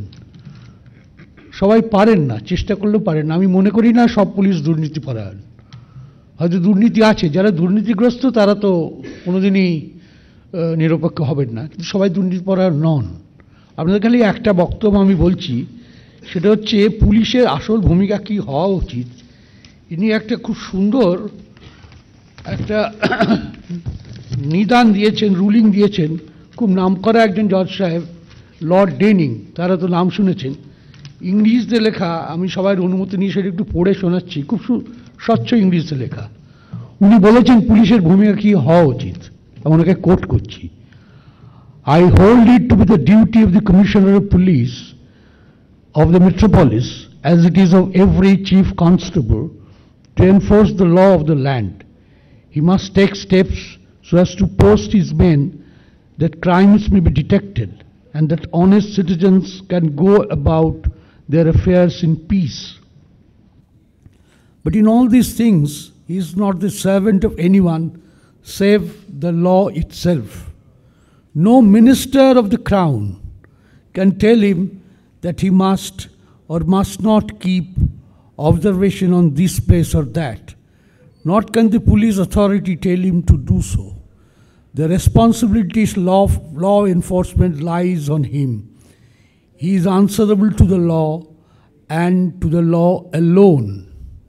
আমাদের দেশে কোনো বিচারপতি কিন্তু এরকম রায় দেননি, কারণ আমাদের সেই পুলিশ কাঠামোটাই সেরকম নয়। একজন এটা আমাদের দেশে যবে করতে পারবো, তবে কিন্তু আমরা বলতে পারি যে কোনো অবনতির জন্যে, গণতান্ত্রিক পদ্ধতি অবস্থার অবনতির জন্য পুলিশ দায়ী, তার আগে বোধহয় নয়। ধন্যবাদ। ধন্যবাদ জাস্টিস গাঙ্গুলি। নজরুল ইসলাম, দ্বিতীয় রাউন্ডের বিপক্ষের বক্তা। সরকারি পক্ষের বক্তারা পুলিশে বদল করার, পুলিশকে মানুষ করার, আইন বদলের কথা বললেন। তো তাদের কথাগুলো শুনতে শুনতে আমার একটা অঙ্কের ক্লাসের কথা মনে পড়ে গেল। শিক্ষক মশাই ক্লাসে ঢুকে বললেন যে আমি 6টার সময় লন্ডনে প্লেনে চড়ে 9টার সময় দমদমে নামলাম, আমার বয়স কত সেটা বল। তো ছাত্ররা তো বুঝতে পারছে না যে 6টায় প্লেনে চড়ে 9টায় নামার সঙ্গে মাস্টারমশাইয়ের বয়সের কী সম্পর্ক। পিছনে একটা বকহাটি ছাত্র ছিল, ওটা বললো আমি বলবো স্যার। বল। বলে 50 বছর স্যার। বলে বলেছিস তো ঠিক, কিন্তু কী করে বললি? বলে খুব সহজ স্যার, আমাদের পাড়ায় একটা আধপাগলা আছে, তার বয়স 25, তা আপনি দেখছি পুরোই পাগল, তো 25 দুগুণে 50। তো সরকারি পক্ষের বক্তাদের কথা শুনে আমার সেরকমই মনে হচ্ছে।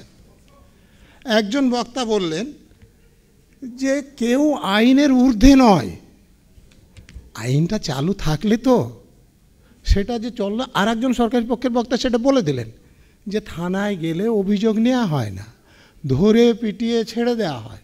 আমি আমার কথা বলছি, এই রাজ্যের মুখ্যমন্ত্রী, মুখ্য সচিব, স্বরাষ্ট্র সচিবরা সুপ্রিম কোর্টের রায় জাল করে, আমার বইয়ের কন্টেন্ট জাল করে, আমার বিরুদ্ধে মিথ্যা নথি তৈরি করে, আমাকে প্রমোশন থেকে বঞ্চিত করে আমার বিরুদ্ধে প্রসিডিং করেছে। আমি থানায় ডায়েরি করতে গেছিলাম, কোনটা অপরাধ নয়, কোনটা কগনিজেবল অফেন্স, কোনটা কগনিজেবল নয় আমি বুঝি। পুলিশ কেস করেনি। কমিশনারকে লিখেছিলাম, কেস করেনি। মেট্রোপলিটন ম্যাজিস্ট্রেটের কাছে গিয়েছিলাম, কেস করেননি। আমি দায়িত্ব নিয়ে বলছি তারা ভুল করেছেন। হাইকোর্টে গিয়েছি, দিনের পর দিন ঘুরছি। তো এই যখন অবস্থা, তখন আইন তো আছে, কিন্তু আইনটা চালু করবে কে? অতএব ওটা চলবে না। এই যে পুলিশের দায় দেওয়া হচ্ছে, পুলিশকে যারা চালাচ্ছেন তাদের আসলে দায়িত্ব। আমি বলছিলাম যে গণতন্ত্র সফল করার জন্যে অনেকগুলো শর্ত আছে, তার মধ্যে একটা হচ্ছে যে বিচার পাওয়ার শর্ত। তো পুলিশ কি বিচার দিতে পারে? পুলিশ একমাত্র কগনাইজেবল অফেন্সের তদন্ত করে কোর্টে রিপোর্ট দিতে পারে, কিন্তু কোর্ট যদি আমি যে বিচারককে পেয়েছি সেরকম অসৎ হয়, প্রসিকিউটর যদি অসৎ হয়, এক্সপার্ট যদি অসৎ হন, তাহলে পুলিশ যদি সত্যিকার তদন্ত করে তাহলেও বিচার হবে না। আমি দায়িত্ব নিয়ে বলছি যে শুধু নিম্ন আদালতে নয়, কলকাতা হাইকোর্ট, সুপ্রিম কোর্টেও এরকম 2-1 জজ আছেন যারা মিথ্যা আইন এবং মিথ্যা ঘটনাক্রম রেকর্ড করে রায় দেন। পুলিশ কী করবে? আমি বলছিলাম যে চাকরিতে সমানাধিকার হচ্ছে গণতন্ত্রের অন্যতম শর্ত। আছে কি? মুখ্যমন্ত্রী তো প্রশাসনিক পদ। আমি আমাদের রাজ্যের মুখ্যমন্ত্রীদের নাম বলছি 47 থেকে যারা হয়েছে: প্রফুল্লচন্দ্র ঘোষ, বিধানচন্দ্র রায়, প্রফুল্লচন্দ্র সেন, অজয় মুখার্জি, সিদ্ধার্থ শঙ্কর রায়, জ্যোতি বসু, বুদ্ধদেব ভট্টাচার্য, মমতা ব্যানার্জি। এই ব্রাহ্মণ বৌদ্ধ কাস্ত 6% লোকের বাইরে 94% থেকে একজনও আছে। তাহলে 94% শূদ্র এবং তাদের থেকে ধর্মান্তরিত লোকদের মুখ্যমন্ত্রী হওয়ার যোগ্যতা নাই, অধিকার নাই। আমাদের রাজ্যের অর্ধেক বাসিন্দা তো মহিলা। যদি পুরুষ এবং মহিলাদের সমানাধিকার থাকতো তাহলে এমএলএদের অর্ধেক, মন্ত্রীদের অর্ধেক, এখানে যারা উপস্থিত আছেন তাদের অর্ধেক তো মহিলা হতেন। আছে কি? দেখুন, তার মানে মহিলা পুরুষে সমানাধিকার নেই। তো গণতন্ত্র এর জন্য তো বিপন্ন। তো এর দায় কি পুলিশের? সরকারি পক্ষের বক্তাদের বলবো যে আপনারা এখনও সত্যকে স্বীকার করুন। যেমন একজন জাস্টিস গাঙ্গুলি স্বীকার করেছেন যে হ্যাঁ, আমাদের গণতন্ত্র রাজ্যে বিপন্ন, সেই বিপন্নতার জন্য অনেকের দায় আছে, তার মধ্যে পুলিশের খানিকটা দায় আছে। পুলিশ যে বেআইনি আদেশ মন্ত্রীদের নেতাদের পালন করছে সেটা অবশ্যই অন্যায়, সেই দায়িত্বটুকু আছে। কিন্তু তাদেরকে চালনা করছে যারা, তাদের সীমাহীন নীতিহীনতা হচ্ছে সত্যিকারের দায়ী। নমস্কার, ধন্যবাদ। কৌশিক, আপনাকে করতে পারি? হ্যাঁ বলুন বলুন। আমি বলবো যে আপনার মতো রিটায়ার্ড আইপিএস বা রিটায়ার্ড আইএএস বা বিচারপতি, অবসরপ্রাপ্ত বিচারপতি বা সমাজকর্মী, এটা তো দেশের সংখ্যাগরিষ্ঠ মানুষ না, এটা সংখ্যালঘিষ্ঠ মানুষ। সাধারণ মানুষ হচ্ছে সংখ্যাগরিষ্ঠ। তারা অত সব সংবিধান, আইনকে আইন চালাচ্ছে ইত্যাদি তাদের ধ্যান ধারণার মধ্যে নেই। কিন্তু আপনি যেটা বলছেন যে আইনের শাসন নেই, ঠিকই নানান উদাহরণ দিয়ে দেখালেন, কিন্তু সাধারণ মানুষ কিভাবে সেটা পেতে পারে? আপনি সেই রাস্তাটা কি বলতে পারবেন?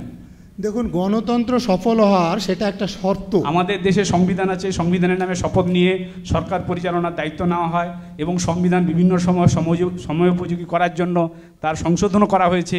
তা সত্ত্বেও আইনের শাসন নেই এবং গণতন্ত্র নেই ইত্যাদি ইত্যাদি সবই বলছেন। সেখানে পুলিশকে একান্তভাবে আপনি দায়ী করছেন না, সেটা ঠিক আছে, কিন্তু তাহলে কিভাবে সাধারণ মানুষ এই স্বাধীন দেশে আমাদের পেতে পারে? সাধারণ মানুষকে আমরা শিক্ষিত করতে পারি, সচেতন করতে পারি, সংগঠিত করতে পারি, তাদের অধিকার আদায় করে নেয়ার জন্যে যদি তারা আসতে পারে তখনই একমাত্র সম্ভব। যার জন্যে আমি কোনো পদের প্রস্তাব থাকলেও সেটা না নিয়ে তাদেরকে শিক্ষিত, সচেতন, সংগঠিত করার কাজ করছি।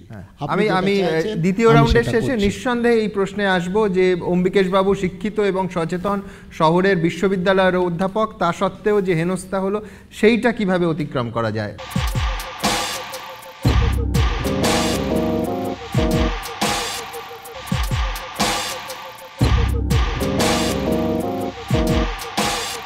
দ্বিতীয় বক্তা কৌশিক। গল্প ব্যাপারটা বড় সংক্রামক। সেটা হচ্ছে যে নজরুল সাহেব যেমন বললেন যে আমাদের স্বীকার করে নিতে যে পুলিশের ওপরে নয়, কিন্তু নজরুল সাহেবদের পক্ষে এমন একজন আছেন, তাঁকেও আমি কৃতজ্ঞতা জানাচ্ছি, অধ্যাপক সুমন বন্দ্যোপাধ্যায়কে, যিনি মোটামুটি একা দায়িত্ব নিয়ে গণতন্ত্র, পুলিশ, পশ্চিমবঙ্গ সবাইকে বিপন্ন করে ছেড়েছেন। এখন সমস্যাটা হচ্ছে যে ওই ছোটোবেলায় যখন আমরা খেলতাম তখন তো বামফ্রন্ট আমল, ওই সময় একটা কথা খুব শোনা যেত জ্যোতিবাবুদের মুখে, সেটা হচ্ছে কেন্দ্রের চক্রান্ত। কিছু হলেই কেন্দ্রের চক্রান্ত। আমরা যখন ফুটবল খেলতে যাচ্ছি, মাঠে মেঘ করেছে, আমাদের পাড়ার কিছু বকাটে দাদা বলতেই কেন মেঘ করছে বলতো, এই কেন্দ্রের চক্রান্ত। ফলে এখন হচ্ছে কি ওই 34 বছরের অপশাসনটা এটা ওই রকম একটা গপ্পে দাঁড়িয়ে যাচ্ছে আস্তে আস্তে। মানে কিছু হলেই আমার মনে হচ্ছে কোনো বক্তব্য রাখার আগে একটা প্ল্যাকার্ড দিয়ে আমরা বলে দেবো বামফ্রন্ট খুব খারাপ ছিল, পরিবর্তন হয়ে গেছে, 34 বছর অপশাসন। না হলে ওইটা বারবার মানে একটা ভাঙা রেকর্ডের মতো ঘুরতে ঘুরতে আসবে। আমি যেটা বলি সেটা হচ্ছে যে পুলিশের একটা অন্য চেহারার কথা, যে চেহারাটা আমি বারবার একটু ব্যক্তিগত এদিকে চট করে যেতে চাইছিলাম। সেটা হচ্ছে যে যেরকম নজরুল সাহেবের উদাহরণ আসছে, যেরকম সিস্টেমের কথা আসছে, তেমনি কতগুলো অনেক সময় এই নানাবিধ ঘটনাবলীর মধ্যে দিয়ে আমরা যেটা দেখতে পাই সেটা হচ্ছে যে ওই যে কলেজের সামনে বৃষ্টির মতো উপুর হয়ে পড়ে রইলেন যে পুলিশ অফিসার গুলিটা খেয়ে, এবং তারপর যে তার ছেলেটি তার তর্জনীটা হেলিয়ে বলেছিল যে মেরে ফেলবো, সবাইকে মেরে ফেলবো, তাপস চৌধুরী পুত্র। হ্যাঁ, কিংবা যখন থানার মধ্যে ঢুকে সুমন বন্দ্যোপাধ্যায়ের বর্ণনা অনুযায়ী এই অসামান্য গণতান্ত্রিক পশ্চিমবঙ্গে যখন পুলিশকে থাপ্পড় মারা হচ্ছে, চরচাপটা মারা হচ্ছে, তখন অন্য পুলিশ কর্মীদের ভেতর কিন্তু অ্যাজিটেশন তৈরি হচ্ছে, তাদের ভেতরে কিন্তু একটা জেদ তৈরি হচ্ছে, একটা রাগ তৈরি হচ্ছে, ফলে কিছুটা হলেও থাবানি দিতে হচ্ছে। আমার কাছে কিন্তু তার মানে এটা প্রমাণ হচ্ছে যে পুলিশও রাগে, শুধু সে সিস্টেমের দাসত্ব করে না, তার মধ্যে কোথাও একটা হিউম্যান কোয়ালিটি আছে, সেই হিউম্যান কোয়ালিটিটাকে কোথাও হয়তো আমাদেরকে বার করে আনতে হবে। আমার আজকে আমি শেষ করব যেহেতু এইবারে সময়টা ভীষণ কম, সেটা হচ্ছে যে আমার এক অভিনেত্রী বন্ধু একটু আগে এখানে আসার আগে খুব অ্যাজিটেটেড হয়ে ফোন করেছিল, দেবযানী ওর নাম। ও ফোন করে বলেছে আচ্ছা এটা কি হলো আজকে রাজপথে, অদ্ভুতভাবে মানে এটা মানে কি প্রমাণিত হচ্ছে যে মানে আমরা সবাই টালিগঞ্জ গোটা ইন্ডাস্ট্রি কিন্তু এটা সমর্থন নয় কৌশিকদা। তো ওর সাহস আছে কথাটা বলেছে, অনেকে হয়তো সেভাবে বলতে পারছেন না। আমার কাছে মনে হচ্ছে যে সত্যি সত্যি তাই, আমিও মেনে নিচ্ছি যে পুলিশের উপর একা দায় চাপানো যায় না, এবং সেটা করতে গিয়ে আমার একটা উদাহরণ ছোট্ট দিয়ে আমি শেষ করব। আমার স্ত্রী রেশমি আমাকে একটা সম্প্রতি একটা বই উপহার দিয়েছে, নাসিরুদ্দিন শাহের একটা বই। সে বইটা ওর একটা মেময়ার, সেটা হচ্ছে অ্যান্ড দেন ওয়ান ডে বইটার নাম। তাতে নাসির আমার খুব ভীষণ প্রিয় অভিনেতা, তাতে একটা জায়গায় বলছে খুব ছোট্টবেলায় যখন 2-2.5 বছর বয়স, ও কার কোলে বসে একটা নটঙ্কি দেখেছিল।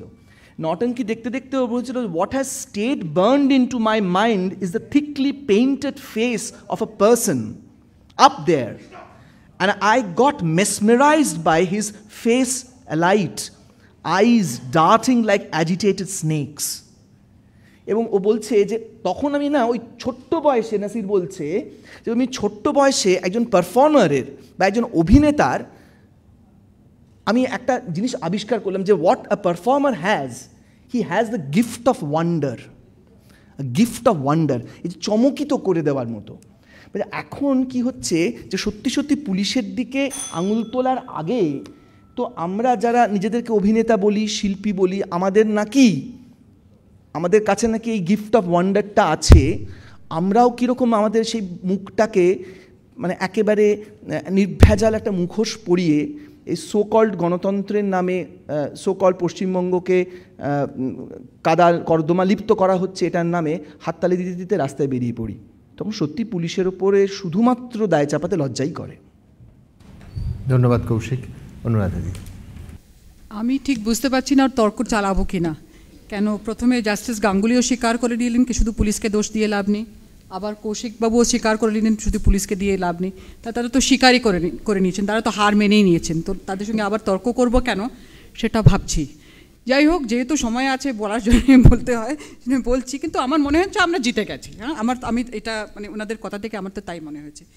যাই হোক, মানে কিন্তু ওনাদের কথা থেকে একটা জিনিস যেটা বেরিয়েছে সেটা হচ্ছে পুলিশ কি করবে, পুলিশ থেকে আমরা কি চাইবো সেটা নিয়ে একটা খুব মানে বিভ্রান্তি আছে।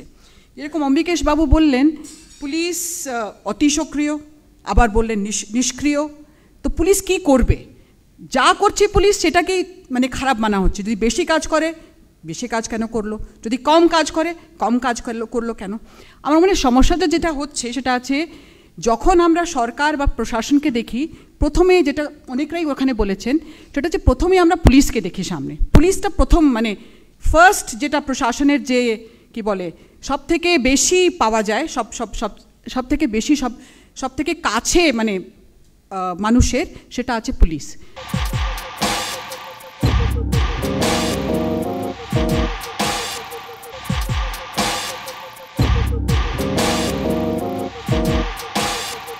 আপনি জানবেন এরকম ভারতের অনেক জায়গায় আছে যেখানে কোনো উন্নয়নের কোনো চিহ্ন নেই, পঞ্চায়েত নেই, কোনো মানে উন্নয়নের কাজকর্ম হয় না, এনআরইজির কাজ নেই, কিচ্ছু নেই, কিন্তু পুলিশ আছে। পুলিশ কিন্তু সর্বত্র আছে, আর পুলিশের যে প্রকোপটা আছে সেটা মানুষের উপরে প্রথমেই পড়ে। তো প্রশাসনের বা রাষ্ট্রের যে যতগুলো গণ্ডগোল আছে, যতগুলো কুকাজ করে, সেটা প্রথমে পুলিশকে দিয়ে করায়। আর সেই জন্যে আমরা যখন খুব সাধারণভাবে দেখি, আমরা যখন বিশ্লেষণ করি না, জাস্ট উপরে উপরে ব্যাপারটা দেখছি, আমাদের মনে হচ্ছে কি পুলিশ সব জিনিসের জন্য দায়ী। এটা কিন্তু ঠিক না। পুলিশের পেছনে অনেকের হাত আছে, অনেক কিছু আছে, আর সেটা আমাদের বুঝতে হবে, নাহলে আমরা কোনো সময়ই আমাদের দেশের মধ্যে গণতন্ত্রটাকে স্থাপিত করতে পারবো না, কোনো সময় গণতন্ত্রের মধ্যে সুখে শান্তিতে বাসও করতে পারবো না। ধরুন, যদি একজন বললেন 1861 আইন আছে, তিলোত্তমাদি বললেন 1861 আইন আছে, তো 1861 আইন অনুযায়ী পুলিশ কাজ করছে। সে 1861 আইনটাকে পরিবর্তন করার দায়িত্ব কার? পুলিশের কি দায়িত্ব? তার জন্য তো লেজিসলেচার আছে। লেজিসলেচার কেন সেটাকে পরিবর্তন করে না? সুমেনবাবু বললেন, চৌধুরী চরণ সিংয়ের বক্তব্য ছিল, যদি আমরা পুলিশ রিফর্মস করি তাহলে আমাদেরকে সালাম দেবে কে? তাহলে পুলিশটাকে ওখানে পুতুল করেই রাখা হচ্ছে। তাদের উপরে যে আইনটা চালু হবে, তারা কিভাবে কাজ করবে, তারা কাদের কাছে দায়বদ্ধ হবে, সেটা কিছুই ঠিক করে না তারা। তাদের প্রমোশন কে করবে? অন্য কেউ ঠিক করে দিচ্ছে। তারা টাকা কোথা থেকে পাবে, তাদের বাজেট কী হবে, কোথায় কী খরচা করবে, তাদের হাতে কিছু নেই। তো একটা এজেন্সি যাকে সব দিক থেকে আপনারা বেঁধে দিয়েছেন, তারপরে আপনারা মনে করছেন সে স্বাধীনভাবে কাজ করবে, এটা কি সম্ভব? এটা তো অসম্ভব ব্যাপার। যদি আমরা চাই স্বাধীনভাবে কাজ করুক, তাহলে তাকে একটা স্বাধীন সত্তা দিতে হবে, তাকে স্বাধীন ফান্ডস দিতে হবে, সব কিছু করতে হবে, তাহলেই সে স্বাধীনভাবে কাজ করবে। আর তাহলেই সে আমরা বলতে পারবো কি গণতন্ত্রটাকে রক্ষা করার জন্য পুলিশ আছে, গণতন্ত্র স্থাপিত হচ্ছে, আর সেটা আছে। ধরুন, যদি আমরা, আর আমার মনে হয় মূল জিনিস যেটা আছে সেটা নজরুলবাবু বলেছেন আগে, সেটাই মেন জিনিস। গণতন্ত্রকে যদি স্থাপিত করতে হয়, গণতন্ত্র যদি বিপন্ন না থাকে, আর এটা বলে দিই কি গণতন্ত্রের ব্যাপারটা 34 বছর আগেও যা ছিল, 60 বছর আগে যা ছিল, আজকেও সেই অবস্থা। গণতন্ত্র সাধারণ মানুষের জন্য, গরিব মানুষের জন্য গণতান্ত্রিক পরিবেশ নেই। আর যদি আমরা সেই গণতান্ত্রিক পরিবেশ সাধারণ মানুষের জন্য চাই, কাজ, মজুরি ওসব তো দরকারই আছে, ভরপেট খাওয়া দরকার আছে, তারপরেই গণতন্ত্র আমরা স্থাপিত করতে পারবো। কিন্তু তার সঙ্গে সঙ্গে যেটা দরকার আছে, যেটা নজরুলবাবু বলেছেন খুব গুরুত্বপূর্ণ ব্যাপার, মানুষকে সচেতন হওয়া দরকার আছে। আইন কিভাবে প্রয়োগ হবে, পুলিশ যে একমাত্র দায়ী নয়, তারপরে কি আছে, তারপরে আমি কি করব, আমার অধিকার কি আছে, সে ব্যাপারে লোকেদের সচেতন হতে হবে। তার সঙ্গে সংগঠন করার ওদের স্বাধীনতা থাকতে হবে, যাতে তারা প্রতিবাদ করতে পারে। এই সব জিনিস যদি থাকে, তাহলে আমরা গণতন্ত্রকে স্থাপিত করতে পারবো, গণতন্ত্র বিপন্ন হবে না।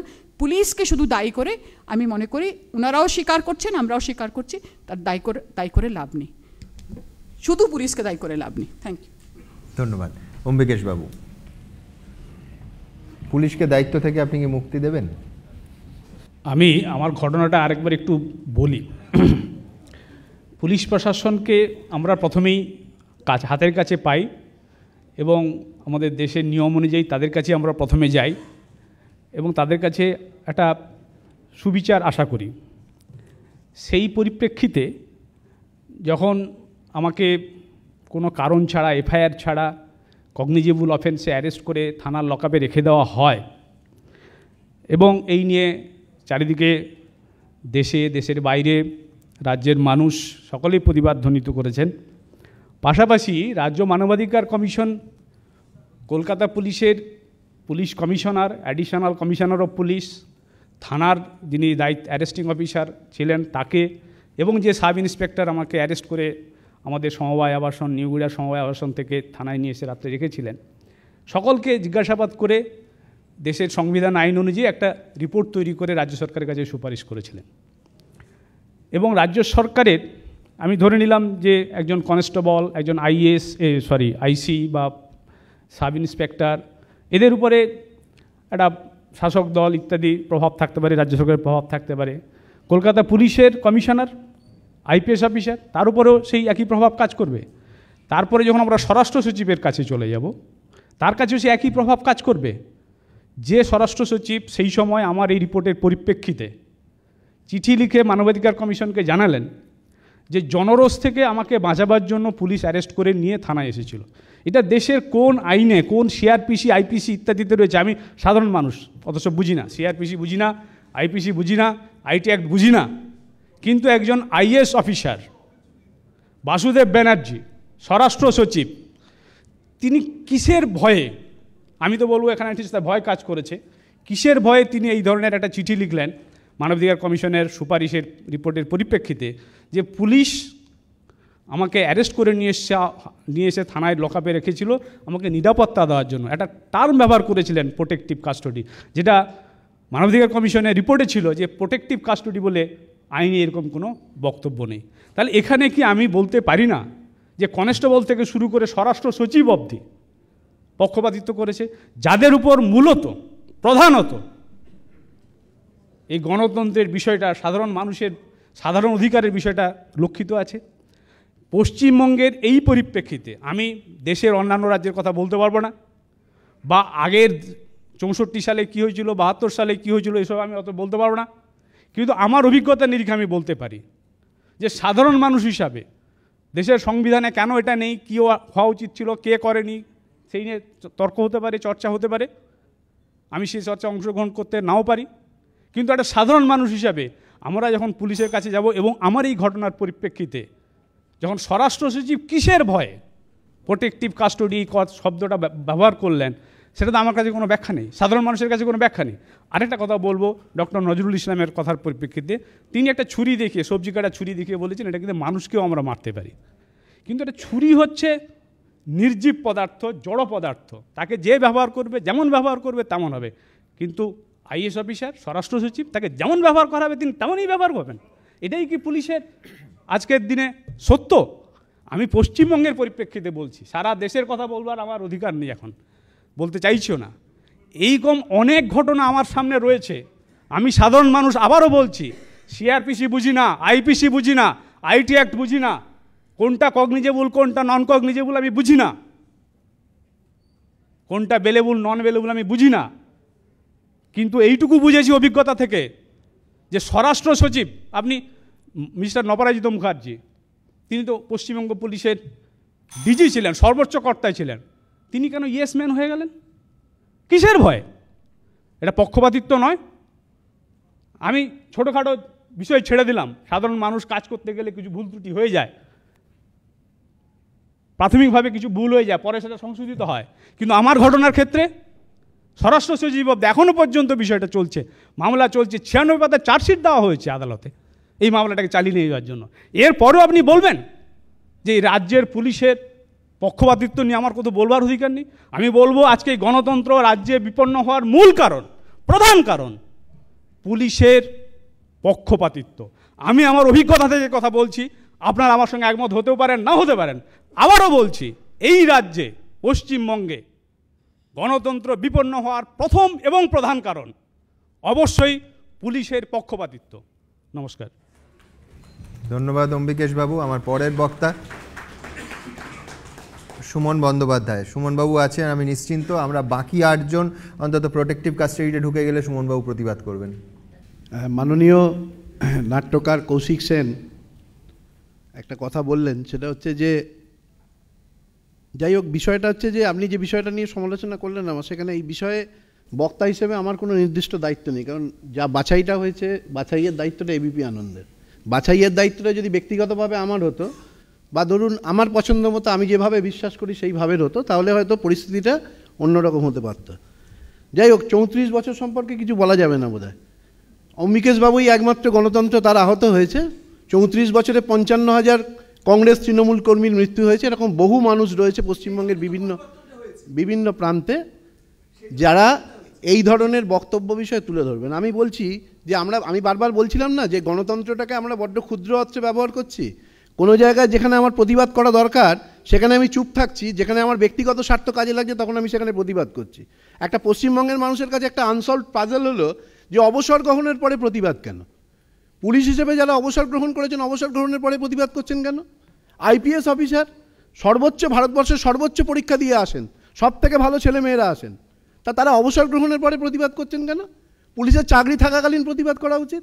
যে কথাগুলো আজকে বলছেন সেটা আরও 10 বছর আগে বলেননি কেন? এই প্রশ্নটা উঠছে। প্রশ্ন উঠছে যে আমরা কোন জায়গায় আমাদের সরব হওয়া প্রয়োজন রয়েছে।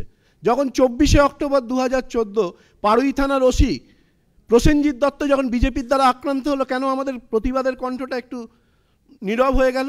প্রতিবাদের জোরটা, কণ্ঠের জোরটা কেন হারিয়ে ফেললাম?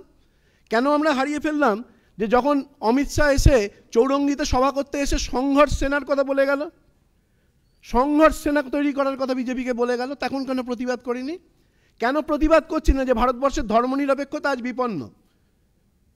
আজকে যেভাবে হিন্দুত্বের জয়গান করা হচ্ছে, বিশ্ব হিন্দু পরিষদের নেতা অশোক সিংহল তিনি একটা ঐতিহাসিক কথা বলেছেন, পৃথ্বীরাজ চৌহানের 800 বছর পরে একজন স্বাভিমানী হিন্দু শাসক পেয়েছে ভারতবর্ষ, প্রধানমন্ত্রীর নাম না করে। আমরা সমর্থন করছি, আমরা প্রতিবাদ করছি না, আমরা গণতন্ত্রের পক্ষে, আমরা উন্নতির পক্ষে। এই প্রশ্নগুলো আজকে মানুষ তুলবে না? কেন আমরা বলছি না যে আজকে ধর্মনিরপেক্ষতা বিপন্ন হচ্ছে? কেন হিন্দুত্বের জয়গান হচ্ছে? কেন আরএসএসের হিন্দু শাখা বিজেপিকে দিয়ে হিন্দুত্বের জয়গান করছে? কেন আমরা সবাই মিলে টার্গেট করছি একটা দলকে? পশ্চিমবঙ্গের রাজনীতিতে বিরোধী দলগুলোর চরিত্র তো আলাদা ছিল। সিপিএম তারা একটা আলাদা মতাদর্শে বিশ্বাস করতো, বামফ্রন্ট, কংগ্রেস একটা আলাদা মতাদর্শ ছিল, বিজেপি ছিল আজকে আলাদা মতাদর্শ। আপনি যে কোনো টিভি চ্যানেলের যে কোনো আলোচনায় যান, একটাই বক্তব্য বিষয় 3 জনের মুখে বসিয়ে দিন, কোনো শ্রোতার মুখে কোনো প্রশ্ন উঠবে না। তাহলে কি এইটা আমরা বুঝবো যে আজকের যে আমাদের আলোচনা, আজকের যে বিতর্ক, সেই বিতর্কের আমরা এই কজনে মিলে দিয়ে দেবো? যারা শুনছে, যে লক্ষ লক্ষ মানুষ শুনছেন, কোটি কোটি মানুষ শুনছেন, তারা সে রায় দেবেন না? রায় কারা দেবেন? গণতান্ত্রিকভাবে রায় দেবেন হচ্ছে পশ্চিমবঙ্গের মানুষ। পশ্চিমবঙ্গে গণতন্ত্র বিপন্ন কিনা, যে 34 বছরের কথা উঠছে এই কারণে যে 34টা বছর বহু জেনারেশন নষ্ট হয়ে গেছে। আজকে আমরা 3.5 বছরে এই কেন করছি লাভঝাঁপটা? গণতন্ত্র প্রসারিত হয়েছে বলে। অম্বিকেশ বাবুর গণতন্ত্র বিপন্ন হয়েছিল, কিন্তু অম্বিকেশ বাবুর জুটা বা অম্বিকেশ বাবু যে জুটার সদস্য, সেই জুটার সদস্যরা কিন্তু যাদবপুরে যথেচ্ছাচার করছেন, ছাত্র আন্দোলনের পাশে দাঁড়িয়েছেন। ঠিক আছে, দাঁড়ান, উপাচার্যের অপসারণ দাবি করছেন, কারণ উপাচার্য তাদের পছন্দ নয়। যে অভিযোগ করছেন সেই অভিযোগ কখনো প্রমাণিত হচ্ছে না। তাহলে এটার নাম গণতন্ত্র নাকি? আজকে আমার যাকে পছন্দ নয় আমি সরাসরি তাকে আক্রমণ করব? আমরা যে কথাটা বারবার ধরে এই সরকারের বিরুদ্ধে বলা হতো আগে, আমি দেখেছি যে কেন আগে একেবারে মানে রায়দান করা হয়ে যাচ্ছে কেন? আমি যে মিডিয়া ট্রায়ালের কথা বললাম, এটা তো রায়দান হয়ে যাচ্ছে। আমি তো চিহ্নিত করে দিচ্ছি। আজকে সিবিআই থেকে যে কোনো তদন্ত এত খোলামেলা কেন? তদন্ত তো আমি জানি, মানে এটা একটা গোপনীয় বিষয়। আজকে কেন মিডিয়া জেনে যাচ্ছে? আজকে কেন কোট আনকোট সূত্র, এ কথাটা গুরুত্বপূর্ণ হয়ে যাচ্ছে যে সূত্রে জানা গেছে অমুক চোর, অমুক চোর, অমুক চোর, অমুককে গ্রেপ্তার করা হবে। এটা কিভাবে হচ্ছে? আজকে পশ্চিমবঙ্গের পরিপ্রেক্ষিতে আজকে যদি আমরা ভাবি, পশ্চিমবঙ্গের গণতন্ত্র আজ বিপন্ন নয়, পশ্চিমবঙ্গের গণতন্ত্র সুরক্ষিত, গণতন্ত্রের স্পেসটা বেড়েছে। আপনি হিসেব করে দেখবেন, পরিসংখ্যান নিলে পুলিশে আজকে অনেক বেশি করে মানুষ তারা অভিযোগ সেখানে জানাতে যাচ্ছে। লাস্ট একটা কথা, যে আমার যেটা কনক্লুশন সেটা হচ্ছে যে গণতন্ত্র বিপন্ন বিরোধী রাজনৈতিক দলগুলোর মিডিয়া স্পন্সর ষড়যন্ত্রে। এটাই হচ্ছে আজকের দিনে পশ্চিমবঙ্গের মানুষের মূল ভাবনা। ধন্যবাদ। ধন্যবাদ সুমনবাবু। আমার বলার শুধু এই কথা যে সিবিআই গোপনে ডাকলে যারা যাচ্ছেন জিজ্ঞাসাবাদের জন্য জেরার মুখে পড়ছেন, তাহলে কাদের সুবিধে? কারুর কি বিশেষ সুবিধে? 1 আর 2 হচ্ছে যে অমুক চোর তো মিডিয়া বা অন্য বিশিষ্টরা বা বিরোধীরাও বলেননি, অমুক চোর, তমুক চোর, তমুক চোর বলে জিজ্ঞাসা চিহ্ন বসিয়ে বলেছিলেন স্বয়ং রাজ্যের মুখ্যমন্ত্রী। আর যাদবপুরের উপাচার্য এখন স্বয়ং নিজে পুলিশের বিরুদ্ধে তদন্ত চাইছেন। ফাইন, আমার মনে হয় যে আমাদের এতগুলো প্রশ্ন উঠেছে, আমরা এই অংশটা দ্বিতীয় রাউন্ড শেষ করে সামান্য সময় আমার হাতে থাকবে, একটা ওপেন রাউন্ড, একটা থার্ড রাউন্ডের দাবি করছে বিষয়। তিলোত্তমা, পরের বক্তা। মন্ত্রী ছিলেন কপিল দেব সিং, খুব সম্ভবত বিহারের। তিনি খুব খোলাখুলিভাবে বলেছিলেন যে হ্যাঁ, আমি গুন্ডা পুষি এবং আমি পুলিশ আমাকে রক্ষা করে, আমার গুন্ডাদেরও রক্ষা করে। কেন করে এটা সমর্থনযোগ্য কি ন্যায় কি অন্যায় আমি জানি না, আমি এটা করি কারণ এই সিস্টেমে চলছে, এই সিস্টেমের মধ্যে আমি অন্তর্ভুক্ত এবং আমাকে যদি জিততে হয় এটা আমাকে করতে হবে। পুলিশ কপিল দেব সিংকে রক্ষা করে এবং কপিল দেব সিং এখানে একটা সিম্বল। পুলিশ এরকম সকলকেই রক্ষা করে। আমরা কিছুদিন আগে একটি খবরের কাগজে প্রথম পাতায় ছবি দেখেছি, পুলিশ একজন মন্ত্রীর জুতো বয়ে নিয়ে যাচ্ছে, আমরা দেখেছি। তার কি খুব দরকার ছিল? এই কাজটা কি তার কর্তব্যের মধ্যে পড়ে? আজ থেকে বেশ কয়েক বছর আগে যখন মমতা ব্যানার্জি ছিলেন কংগ্রেসের যুবনেত্রী, সেই সময় তিনি ডিসি বন্দর, আমি নামটা ভুলে গেছি তার, মাফ করবেন, ডিসি বন্দরের মুখে কালি মাখিয়ে দিয়েছিল। তখন তিনি অন ডিউটি ছিলেন, অন ডিউটি অফিসার। সেই ঘটনার পর কৌশিক যেটা প্রত্যাশা করছেন যে হ্যাঁ পুলিশ যদি ঘেরাও হয় এবং হেনস্থা হয় তাহলে অন্যদের মধ্যে মনে মনে বিদ্রোহ জেগে ওঠে। আজকে এত বছরের মধ্যেও কিন্তু কোনো সিংঘাম বিদ্রোহ করে বেরিয়ে আসেনি পুলিশ থেকে, হয়নি, পুলিশের মধ্যে সেই বিদ্রোহ জাগেনি। এটা আমরা বারবার দেখেছি। কিন্তু হ্যাঁ, এটাও ঠিক যে পুলিশের মধ্যে বিনোদ মেহতা আছেন, বাপি সেন আছেন, দময়ন্তী সেন আছেন, এখানে সন্ধি মুখোপাধ্যায় অত্যন্ত মাননীয় মান্য একজন পুলিশ কর্মী ছিলেন, আমাদের নজরুল ইসলাম আছেন। কিন্তু সেটা সব কথা নয়, সবচেয়ে বড় কথা হচ্ছে যে এটা প্রত্যেকটা কমিটি যারা পুলিশের অ্যাক্টিভিটি নিয়ে রিসার্চ করেছে তাদের প্রত্যেকের বক্তব্য হচ্ছে যে পলিটিক্যাল যোগাযোগ থাকার কারণে, পলিটিক্যাল কন্ট্রোল থাকার কারণে পুলিশ সার্বিকভাবে কাজ করতে পারে না। এটা যেমন সর্বৈব সত্য, সেরকম এটার পুলিশের আরেকটা দিকও আছে, সেটা হচ্ছে সাধারণ মানুষের সঙ্গে ব্যবহারের দিক। ধরুন 10টা যদি ক্রাইম হয়, সেই 10টার মধ্যে যদি 5টায় পলিটিক্যাল ইন্টারফারেন্স থাকে, 5টার মধ্যে কিন্তু পলিটিক্যাল ইন্টারফারেন্স নাও থাকতে পারে। সেই সব ক্ষেত্রে কি আমরা দেখেছি যে পুলিশ ঠিক মতো কাজ করে? আপনারা বলুন তো, কেন লকআপে ধর্ষণ হয়, কেন লকআপে মৃত্যু হয়, কেন পুলিশের কাছে গেলে পুলিশ এতটাই দুর্ব্যবহার করে যে কান লাল করে বেরিয়ে আসতে হয়, কেন পুলিশ কেস নেয় না? অসংখ্য। এটা বললে বলা হবে যে হ্যাঁ ঠিক, পুলিশের স্বাধীনতা নেই। আজকে বিচার ব্যবস্থার প্রসঙ্গ উঠছে, হ্যাঁ বিচার ব্যবস্থা কিনে নেওয়ার চেষ্টা হয়, বিচার বিভাগকে নানা রকমভাবে বিচার বিভাগের ত্রুটি বিচ্যুতি আছে আমরা জানি। কিন্তু এটাও ঠিক, এখনও পর্যন্ত ভারতের সাধারণ মানুষের বিচার বিভাগের প্রতি যথেষ্ট আস্থা আছে, যথেষ্ট সম্মান এবং শ্রদ্ধা আছে। হ্যাঁ, তার হয়তো একটা বড় কারণ এই যে বিচার বিভাগকে সরাসরি কোনো মন্ত্রীকে গিয়ে বা রিপোর্ট করতে হয় না, যেটা পুলিশকে করতে হয়। হ্যাঁ, এটা তো ঠিক যে গণতন্ত্র একা পুলিশ রক্ষা করে না, আমরা সবাই গণতন্ত্রের ধারক এবং বাহক প্রত্যক্ষ এবং পরোক্ষভাবে। কিন্তু পুলিশের ভূমিকা নিয়ে প্রশ্ন উঠছে, প্রশ্ন উঠবে যতক্ষণ না এটা পাল্টানো হচ্ছে।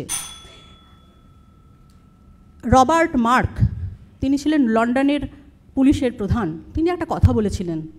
তিনি বলেছিলেন যে আমরা যে কাজ করি আমাদের উপরে কোনো পলিটিক্যাল ইন্টারফারেন্স থাকে না, সেই জন্য আমরা খুব ভালো কাজ করি। শুধু তাই নয়, আমরা সাধারণ মানুষের ভালোবাসা এবং আস্থা নিয়ে কাজ করি। এই আস্থাটা আমরা অর্জন করেছিলাম ব্যক্তিগতভাবে এবং কালেকটিভলি। সেই আস্থাটাকে পুলিশ সাধারণ মানুষের কাছে অর্জন করেছে। পুলিশের সমস্ত অসহায়তা আমরা ক্ষমা করে দিতে রাজি আছি সাধারণ মানুষ হিসেবে। তার বাইরেও কি পুলিশের কোনো কর্তব্য নেই যা থেকে আমাদের মনে হতে পারে যে হ্যাঁ উনি ভালো কাজ করেছেন? যেই দৃষ্টি থেকে আমরা দময়ন্তী সেনকে শ্রদ্ধা করেছি, বাপি সেনকে শ্রদ্ধা করেছি, বিনোদ মেহতার কথা বললাম, ভেবে দেখবেন। নমস্কার। ধন্যবাদ তিলোত্তমা। আমার পরের বক্তা বিপক্ষে সন্দীপ মুখোপাধ্যায়। আমি শুধু একটা প্রশ্ন সন্ধিদাকে জুড়ে দেব, যেটা সুমনবাবু এবং তিলোত্তমার ছিল, যে পুলিশের যাবতীয় বিদ্রোহ কি অবসর গ্রহণের পর? আপনার এই প্রশ্নের উত্তর শ্রী নজরুল ইসলাম তো এখানে বসেই আছেন, উনি তার উত্তর উনি আগের আমলে গুরুত্বপূর্ণ দপ্তর ওকে দেওয়া হয়েছিল। উনি এমন একটা অদ্ভুত জাতের মানুষ নজরুল, যদি কোনো সরকার ওকে গুরুত্বপূর্ণ পদও দেন তার মানে এই নয় যে তিনি এতই খুশি থাকবেন তাদের অন্যায় কাজগুলো সম্বন্ধে উনি দেখেও দেখবেন না। উনি কিন্তু একটা আশ্চর্য মানুষ। উনি যখন সেটাও পেলেন, গুরুত্বপূর্ণ দিব্যি ছিলেন, কিন্তু তখনকার ওই যে যারা ক্ষমতায় ছিলেন তাদের লোকজনদের এলাকায় উৎপাত, সেটা ওর নিজের বইয়ে নিয়মিত লিখতেন। ওরা দেখলেন একটা অদ্ভুত মানুষ, তো পুলিশ হয়ে একটা ভালো চাকরি, ভালো পদ, গুরুত্বপূর্ণ, অথচ আমাদের অন্যায়গুলো লেখে তো সরে আসতেই হলো। তারপর ওর বিরুদ্ধে তখন একটা ভিজিলেন্সের ইনকোয়ারি করা হলো, যেটা একেবারে মানে অ্যাবসার্ডিটির চূড়ান্ত, এবং যথারীতি আমাদের যারা ভিজিলেন্স কমিশন হেরেও গেলেন, এবং উনি প্রতীক হিসেবে 1 টাকা ওকে ক্ষতিপূরণ দিতে হলো সরকারকে সেই যুগে। আর আজকে যুগে দেখুন, আপনারা তো সবই জানেন কীভাবে ওকে একেবারে হিসেব করে চাকরির ক্ষতি করে পদোন্নতি না দেওয়ার পরে, উনি তো এই মানুষগুলো তো আছেন, এরকম মানুষ কিছু আছেন, মানে অত মানে ওই রকম বৈপ্লবিক মানুষ সত্যিই নেই, যেটা আমরা সবারই সমাজের মানুষের তার জন্য গর্বিত হওয়া উচিত ওর মতো অফিসারের জন্য। আজকে তুমি বললাম বাসে করে যাচ্ছেন, আইনজীবীর কাছে ঘুরছেন, এই তো পরিণতি।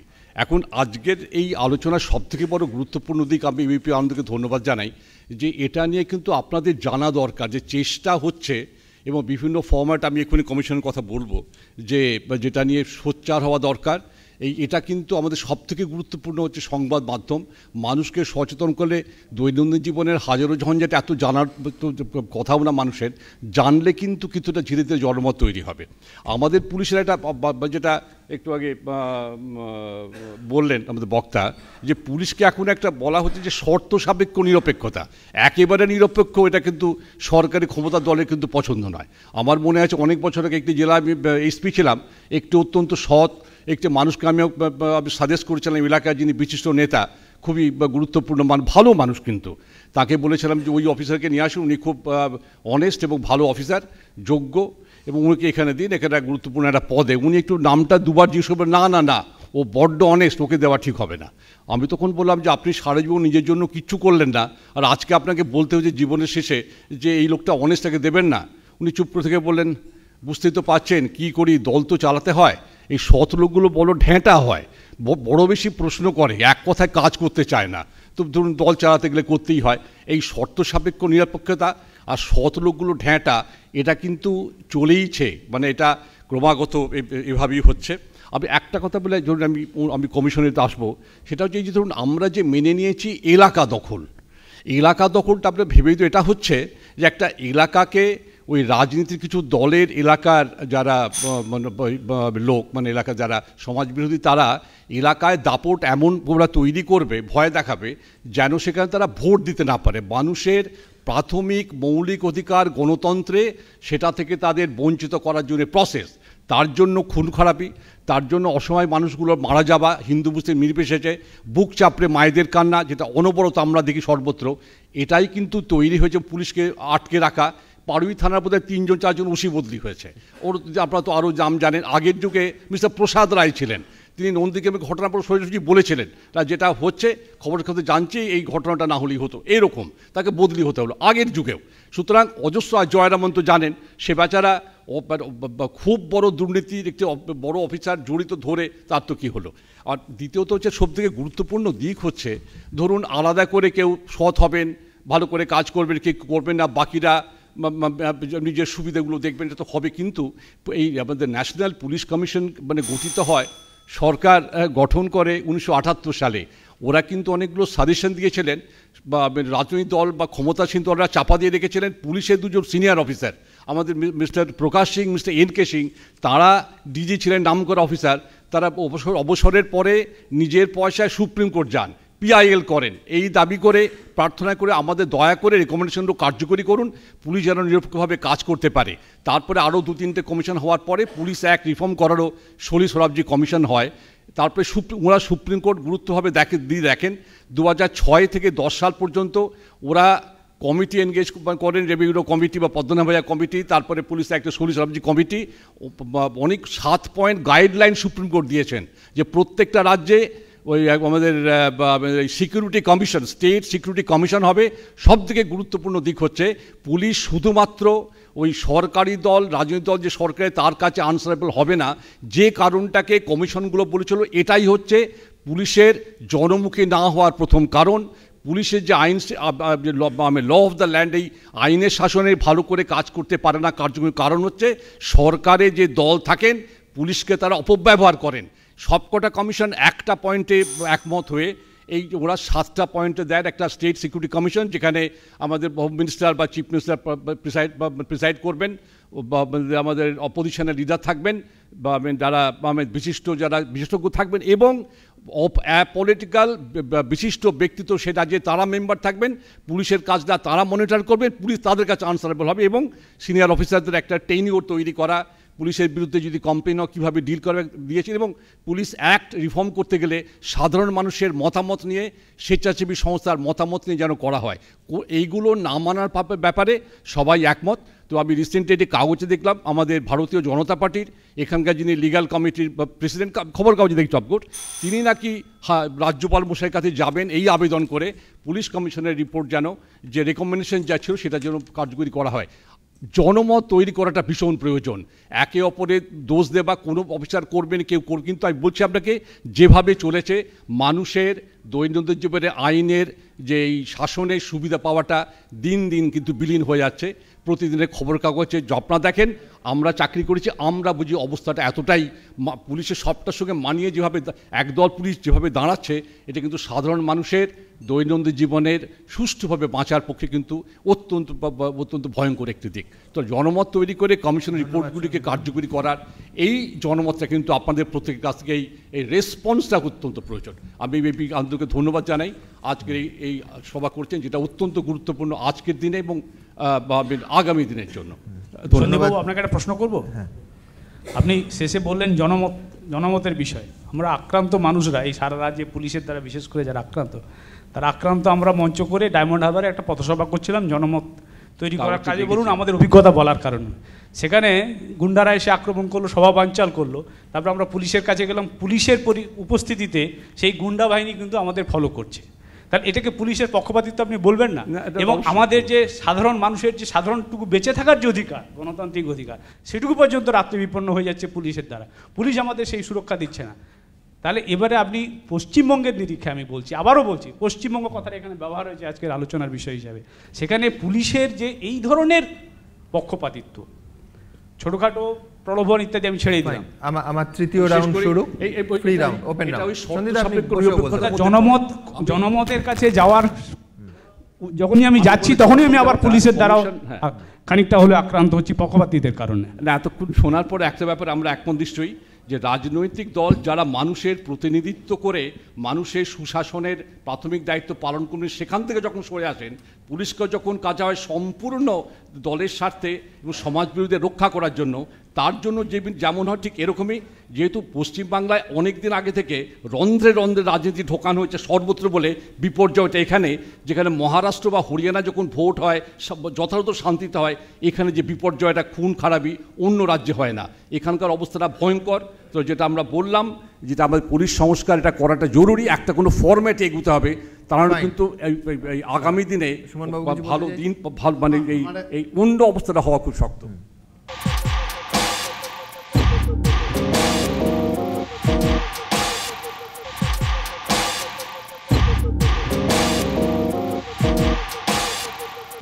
আমার অম্বিকেশবাবুকে একটা প্রশ্ন আছে, যে মেনে নিচ্ছি যে অম্বিকেশবাবু সমস্ত গণতান্ত্রিক অধিকার বিপন্ন, আজকে ওনারা মঞ্চ করলেন, তাই এরকম তো 2001 থেকে বিভিন্ন ঘটনা, আর তো নাম বলতে চাই না, 34 বছর বলা যাবে না, ছোটভাঙাড়িয়া, সিঙ্গুর, নন্দীগ্রাম, নেতাইয়ের বিভিন্ন ঘটনা ঘটেছিল, তখন এই ধরনের মঞ্চ করে আপনারা লড়াই করেননি কেন?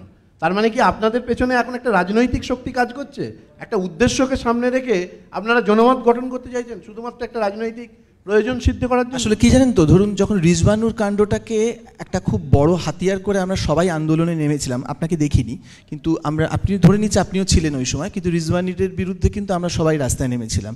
তো এই আমলে যখন থেকে জ্ঞানবন্ত সিং তার মতো একটা লোক, যে one of the most accused person ছিল, তার একটা পদোন্নতি ঘটে, অথবা 21শে জুলাই যেটা আপনারা সেলিব্রেট করেন বড় করে, সেই 21শে জুলাইয়ের একটা অন্যতম গুরুত্বপূর্ণ একজন মানুষ হিসেবে মনীশবাবু আপনাদের প্রার্থী হয়ে যান, অথবা খুব বামফ্রন্ট আমলে রাজপাল সিং একজন কুখ্যাত পুলিশ অফিসার, সেও যখন শাসক পক্ষের প্রার্থী হিসেবে দাঁড়িয়ে যায়, তখন মানুষের এইগুলো না গুলিয়ে যায়। তাহলে কার বিরুদ্ধে প্রতিবাদ, কাদেরকে চিহ্নিত করলেন, কারা আপনাদের দলে এলো?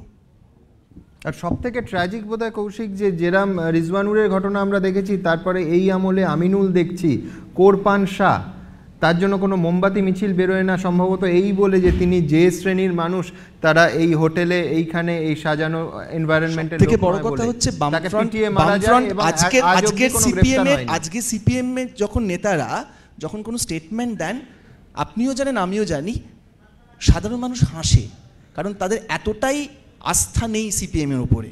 ফলে আমি 34 বছরের রিপিটেশনটা কেন বলতে বারণ করছি, কারণ সিপিআইএম অপাংতেও, সিপিএমের লিডাররা যখন এখন টেলিভিশনে এখনও আসেন, কিন্তু আমরা যেদিনকে রাস্তায় নেমেছিলাম তখন কিন্তু তাদের মূর্তিটা অন্যরকম ছিল, ভয়ঙ্কর চেহারা ছিল।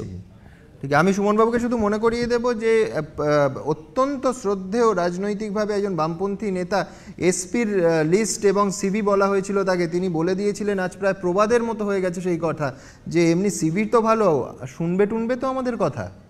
সুতরাং এই ব্যাধির সূত্র এবং উৎস গভীরে, কিন্তু সেই ব্যাধিটা কি সর্বব্যাপ্ত হয়ে পড়েনি সুমনবাবু? পুলিশের ভূমিকা আপনাকে যদি আলোচনা করতে হয় তার থেকেও গুরুতর প্রশ্ন কিন্তু যে পুলিশ কি অবস্থায় ছিল এটা তো আমরা অস্বীকার করতে পারি না। বাম আমলের যে পুলিশ সেই অবস্থা থেকে তো এই সরকার ধরেছে। এবং আপনি জ্ঞানবন্ত সিং এর উন্নতি হয়েছে বলছেন, সোজা কথা। আইপিএস অফিসারদের কিন্তু যে পরিমাণ আইপিএস অফিসারের প্রয়োজন আছে সেই পরিমাণ আইপিএস অফিসার রাজ্য সরকারের নেই। বহু ক্ষেত্রে বাধ্যবাধকতা এক্ষেত্রে কাজ করছে। সমস্যাটা সংখ্যার না গুণগত, কোয়ালিটির না কোয়ান্টিটির? কোথায় সমস্যা? না, কোয়ান্টিটির একটা সমস্যা তো রয়েছে। আপনি ধরুন যে পরিমাণ আপনার আইপিএস অফিসার প্রয়োজন না, কিন্তু সেই পরিমাণ আইপিএস অফিসার না থাকলে আপনি অনেক সময় বাধ্যবাধকতা কাজ করে। আলোচনার পরিসরে যে বিষয়গুলো আমরা ধরলাম তার কোনোটাই আপনার মনে হয়েছে যে কোয়ান্টিটেটিভ প্রবলেম হয়েছে, সংখ্যাগত সমস্যা? এত চটি পুলিশ দেখা গেল, কজনের বিরুদ্ধে ব্যবস্থা নেওয়া হয়েছে এই সরকার যখন এসছে ক্ষমতায়? না, আপনি এই কথাটা বললেন, তার আগে এই কথাটা বললেন না কেন? নন্দীগ্রাম নিয়ে যে সিবিআই রিপোর্ট প্রকাশিত হয়েছে সেই সিবিআই রিপোর্ট সম্পর্কে আপনি কিছু বলছেন না কেন? কারণ যেখানে আমরা মিডিয়ায় দেখেছিলাম নন্দীগ্রামে সিবিআই নিয়ে আরো কম কথা বললে ভালো হয়, কারণ মুখ্যমন্ত্রী তো মানে পাশের বাড়িতে চুরি হলেও সিবিআই তদন্ত দাবি করতেন। সিবিআই রিপোর্টের মধ্যে সিবিআই আমাদের পশ্চিমবঙ্গে, আমি বলছি সিবিআই আমাদের পশ্চিমবঙ্গে আজকে এতটা গুরুত্বপূর্ণ একটা শব্দ হয়ে উঠলো কেন?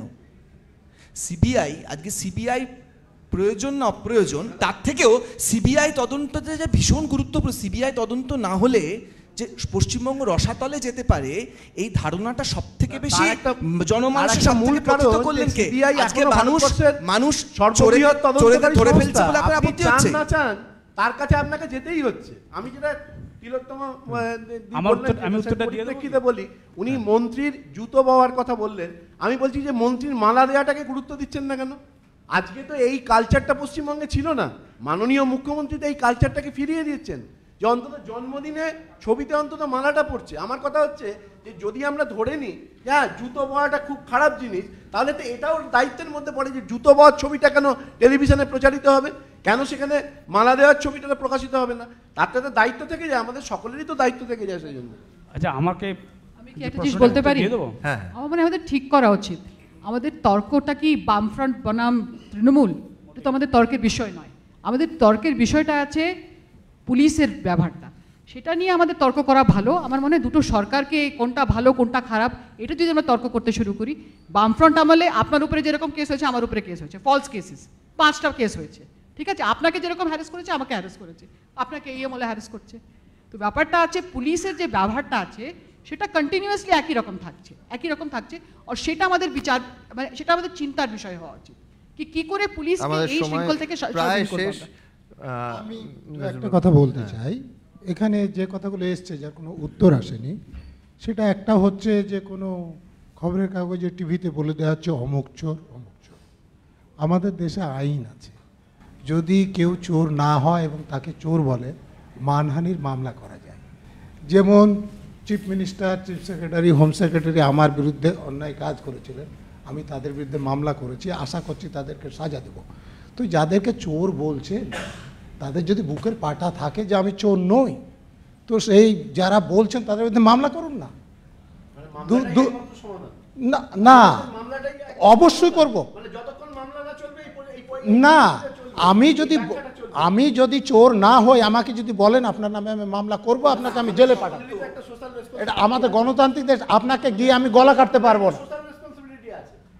আর এরপরে বলি, কোনো একটা বিষয়ে কথা বোধহয় একটু খবর, হ্যাঁ খবর নিয়ে স্টাডিতে নেওয়া হয়েছে, সরাসরি যুক্ত ছিল, সেই তো বলছি। আপনি আজকে ফাঁসি দেওয়ার জন্য এতটা সময় লাগে, তাহলে আপনি যাকে আজকে তৈরি করছেন, মানে আপনাকে কেন মনে হচ্ছে সময় দেওয়া হচ্ছে না? মানে সময়, আমার তো মনে হয় যে শুনুন, আর একটা কথা হলো যে পুলিশের সংখ্যা, আমাদের আইপিএস অফিসারের সংখ্যা যথেষ্ট নেই। কাজ কারা করে? আমি আইপিএসে 32-33 বছর কাজ করলাম। সাব ইন্সপেক্টররা হচ্ছে মেরুদণ্ড, তাদেরকে কনস্টেবলরা সাহায্য করে। আইপিএস অফিসাররা ডিজি হয়ে, এডিজি হয়ে, আইজি হয়ে, তারপরে ডিআইজি, এসপি হয়ে তাদের কাজ তদারকি করে। তো এখানে 2-1জন অফিসার কম হলে কাজ বন্ধ হয়ে থাকে না। আমি এই যে ইবিতে অফিসার ছিলাম, একজন ডিজি আছে, একজন এডিজি আছে, একজন আইজি আছে, তাতে 2জন এসপি আছে, তারপরে ডিএসপি আছে। আমি বলছি ওখানে একজনের বেশি আইপিএস অফিসারের দরকারই নেই। এবং আমি এটা বইয়ে লিখেছি, সাজেশন দিয়েছি, সরকার এগুলো করতে চায় না। অতএব পুলিশের সংখ্যা, আইপিএস অফিসারের সংখ্যা কম বলে এটা করতে হচ্ছে, এটা একদম অগ্রহণযোগ্য। যিনি পুলিশের কিচ্ছু জানেন না তার পক্ষে না, পুলিশের সংস্কারটা কি আপনি মনে করেন নিচে তলা থেকে হবে? আমাকে একটু বলতে মনে হয় উপর তলা থেকে সংস্কার শেষ হয়েছে, কারণ যা কেলেঙ্কারি তাতে কিন্তু উচ্চ শ্রেণীর মানুষ বা মানুষেরা অনেক বেশি করে যুক্ত। আজকে আপনারা নেতৃত্ব দিচ্ছেন আইপিএসরা, তারা যদি সততা দেখাতে পারে, আপনারা যদি সাহস দেখাতে পারেন, তবে তো আপনার নিচে যারা রয়েছে তা আপনাকে ফলো করবে। আমি তো আমার তো মনে হয় উপর থেকে এই সংস্কারটা। দয়া করে একটু খোঁজ নিয়ে কথা বলুন। আপনি বললেন আমি এখানে উপস্থিত থাকা সত্ত্বেও রিটায়ার করার পর, রিটায়ারমেন্টের আগে আপনি আপনার আমি একটা কথা বলি, আপনি জানেন না একটা গুরুত্বপূর্ণ, এই যে অম্বিকেশ বাবু একটা কথা বলেছেন না, যে আইপিএস অফিসার আইএএস অফিসার ইয়েসম্যান হয়ে গেলেন। এই ব্যাপারে উনার ততটা জানা নেই। আমি দুঃখিত আপনাকে বলছি যে আমাদের সাব ইন্সপেক্টর বা এই লেভেলের অফিসারদের তাও একটু মেরুদণ্ড আছে, আমাদের আইএস আইপিএস অফিসারদের মেরুদণ্ড একদম নেই, কেচোর মতো। ইয়েসম্যান হয়ে গেলেন না, তারা আগে ইয়েসম্যান হন, তারপরে তাদের পোস্টিং হয়। তারা আমার সময় একেবারে একটা কথা জিজ্ঞেস করব, পুলিশ প্রশাসন বলতে পুলিশ মন্ত্রীকেও বোঝায়, স্বরাষ্ট্র সচিবকেও বোঝায়, কলকাতা পুলিশ কমিশনারকেও বোঝায়, পশ্চিমবঙ্গ পুলিশের ডিজিকেও বোঝায়, শুধু সাব ইন্সপেক্টর বা ওই ওসিকেই বোঝায় না। তাহলে আমি পুলিশ প্রশাসন, আমি যেটা বলছি পুলিশ প্রশাসনের পক্ষপাতিত্ব, পুলিশের পক্ষপাতিত্ব মানে ওই থানায় যে ওসি বা সাব ইন্সপেক্টর তাকে আমি বলছি, আমি পুলিশ প্রশাসনের সময় শেষ হয়ে আমি একটা কথা বলে শেষ করি। আপনি যেটা বলেছেন একদম ঠিক কথা। পুলিশের যে আইনের শাসন প্রতিষ্ঠিত করার দায়িত্ব প্রধানত একেবারে পুলিশের যিনি ঊর্ধ্বতম পদে আছেন, স্বরাষ্ট্র দপ্তর দায়িত্বে তার অধীনে সবাই কাজ করে, এটাই সবথেকে গুরুত্বপূর্ণ। আমরা যদি মানুষের দৈনন্দিন জীবনে মানবাধিকার রক্ষার জন্য সংবিধানসম্মত অত্যন্ত গুরুত্বপূর্ণ প্রতিষ্ঠান মানবাধিকার কমিশন, সে কমিশনের অস্তিত্ব আজ কোথায় আমরা চিন্তা করুন। শুধু পুলিশের কথা বলে কী হবে? আর একটা গুরুত্বপূর্ণ তথ্য দিই, এখন কিন্তু পুলিশের অফিসারদের বাৎসরিক কাজের মূল্যায়ন আগে শুধু সরকারি যারা পদে ছিলেন অফিসার তারাই করতেন বিভিন্ন পদে, এখন কিন্তু মাননীয় মুখ্যমন্ত্রী নিজে তাদের ইভ্যালুয়েট করে নিজে হাতে লেখেন, যেটা কিন্তু আগে কখনো ছিল না। সুতরাং আমি সবটা সামগ্রিকভাবে বিচার করে, এখানে বহু শ্রোতা টেলিভিশনে দেখছেন, চিন্তা করবেন যে ন্যাশনাল পুলিশ কমিশনের যে রেকমেন্ডেশনগুলো কার্যকরী করার গুরুত্বটা আমি সন্দীপবাবুকে একটু ইন্টারফেয়ার করছি। আমি শুধু পুলিশের স্বরাষ্ট্র সচিবকে বলবো না, পুলিশ মন্ত্রীকেও বলবো। আমাদের সমাধান দরকার। আমার শুধু শেষে যোগ করার সন্ধিদা যে এখনো আপনি অনেক চৌধুরী চরণ সিং পাবেন যারা বলবেন যে ক্ষমতায় এসে কি লাভ যদি পুলিশ স্যালুট না ঠোকে। আমি বলবো ওটা কিন্তু কারণ নয়, পুলিশ স্যালুট কাউকে করবে না তা নয়। কেউ অপরাধ করেনি, পুলিশ তাকে ধরে নিয়ে আসতে হবে। আমার লোক অপরাধ করেছে, তাকে ছেড়ে রাখতে হবে। এই জিনিসটা চান রাজনৈতিক দলের লোকের একেবারে, যে যিনি করেন না কেন তিনি ভালো। আপনি যদি এই কথাটা আপনি শুনবেন কেন? আপনি আইপিএস অফিসার হিসেবে জয়েন করে এই নির্দেশটা শুনবেন কেন? আপনি সরাসরি বিদ্রোহ করুন এর বিরুদ্ধে। আপনি সাহসটা দেখাতে হবে তো আপনাকে। সুমনবাবু পুলিশকে বিদ্রোহ করার কথা বলছেন, এ তো ভয়ঙ্কর ব্যাপার। পুলিশে একটি আসলে দায়িত্ব না থাকলে এরকম কথা বলতে পারে। পুলিশ যেন বিদ্রোহ করে, সুমনবাবু এটা কিন্তু মানে আলটপকে হঠাৎ বলে ফেলেন। এটা না, আপনি একটু সংশোধন, আপনি সংশোধন করতে হবে। বিদ্রোহ নয়, এখন এই কথাটা বলছেন, যখন নির্দেশ পালনের সময় যদি আপনি প্রতিবাদ না করেন তাহলে তো আপনি কি দেখাতে পারেন যে আমি একটাও বেআইনি নির্দেশ পালন করেছি? আপনি দেখাতে পারেন? বলছি না, এটা সার্বিকভাবে আলোচনা হচ্ছে। ও তো এরকম মেরুদণ্ড সমেত লোক কম আছে। আমার সময় একেবারে শেষ। আমি শুধু সুমন বাবুকে একটু স্মরণ করিয়ে দেব, বেশি দিন নয়, বছর দেড়েকের মধ্যে জয়রমন বলে অত্যন্ত শ্রদ্ধেয় একজন সিনিয়র আইপিএস অফিসার, তিনি দোষের মধ্যে করেছিলেন যে দুর্নীতির তথ্য প্রমাণ পাওয়ার পর একজনকে গ্রেফতার করেন, আর বিদ্রোহ টিদ্রোহ বিশেষ কিছু করেননি। তাকে পদ থেকে শুধু সরিয়ে দেওয়া হয়েছে এবং কম্পালসারি ওয়েটিংয়ে পাঠানো হয়েছে এমন নয়, তাকে তারপরে কোনো গুরুত্বপূর্ণ পোস্টিং আজকে এই আমরা যখন কথা বলছি দেয়া হয়নি। সুতরাং বিদ্রোহের প্রয়োজন নেই, নিজের কাজটি করলেই আমার মনে হয় শাস্তি পাওয়ার জন্য সেটা যথেষ্ট। আমার সময় একেবারে শেষ। আপনাদের সবাইকে অসংখ্য ধন্যবাদ। আমি শেষে শুধু এইটুকু বলতে চাইব যে আসলে আমাদের মোশনটা অর্ধসত্য ছিল। অর্ধসত্য এই জন্য যে পুলিশ পক্ষপাতিত্ব যদি করে, যদি আমি ধরি, তাহলে তারা কি নিজের জন্য করে? বেশিরভাগ সময় নয়। তার কারণ তার পেছনে শাসকের নির্দেশ অথবা রক্তচক্ষু কাজ করে। আর সবথেকে বড় সত্যটা যেটা মনে হয় পশ্চিমবঙ্গের মানুষ আমি আপনি জানি, সেটা হচ্ছে যে শাসক পক্ষপাত দুষ্ট হোক কিংবা পুলিশ পক্ষপাত দুষ্ট, তার শিকার কিন্তু সাধারণ মানুষ। সুতরাং এই বিতর্ক সভার তো জেতা হারা হয় না, হারতে পারি একমাত্র আমরা, হারতে পারে গণতন্ত্র। আসুন এই বিতর্কের শেষে আমরা এইটুকু অন্তত শপথ নিই যে গণতন্ত্র যা এখানে দৃঢ় ভিত্তির ওপর প্রতিষ্ঠিত বলে আমরা সবাই বিশ্বাস করি, বিশ্বাস করতে ভালোবাসি, সেই গণতন্ত্রকে আমরা যেন রক্ষা করতে পারি। আমাদের এই রাজ্যে গণতন্ত্র যেন দীর্ঘজীবী হয়। সবাই ভালো থাকবেন, সবাইকে ধন্যবাদ, শুভরাত্রি।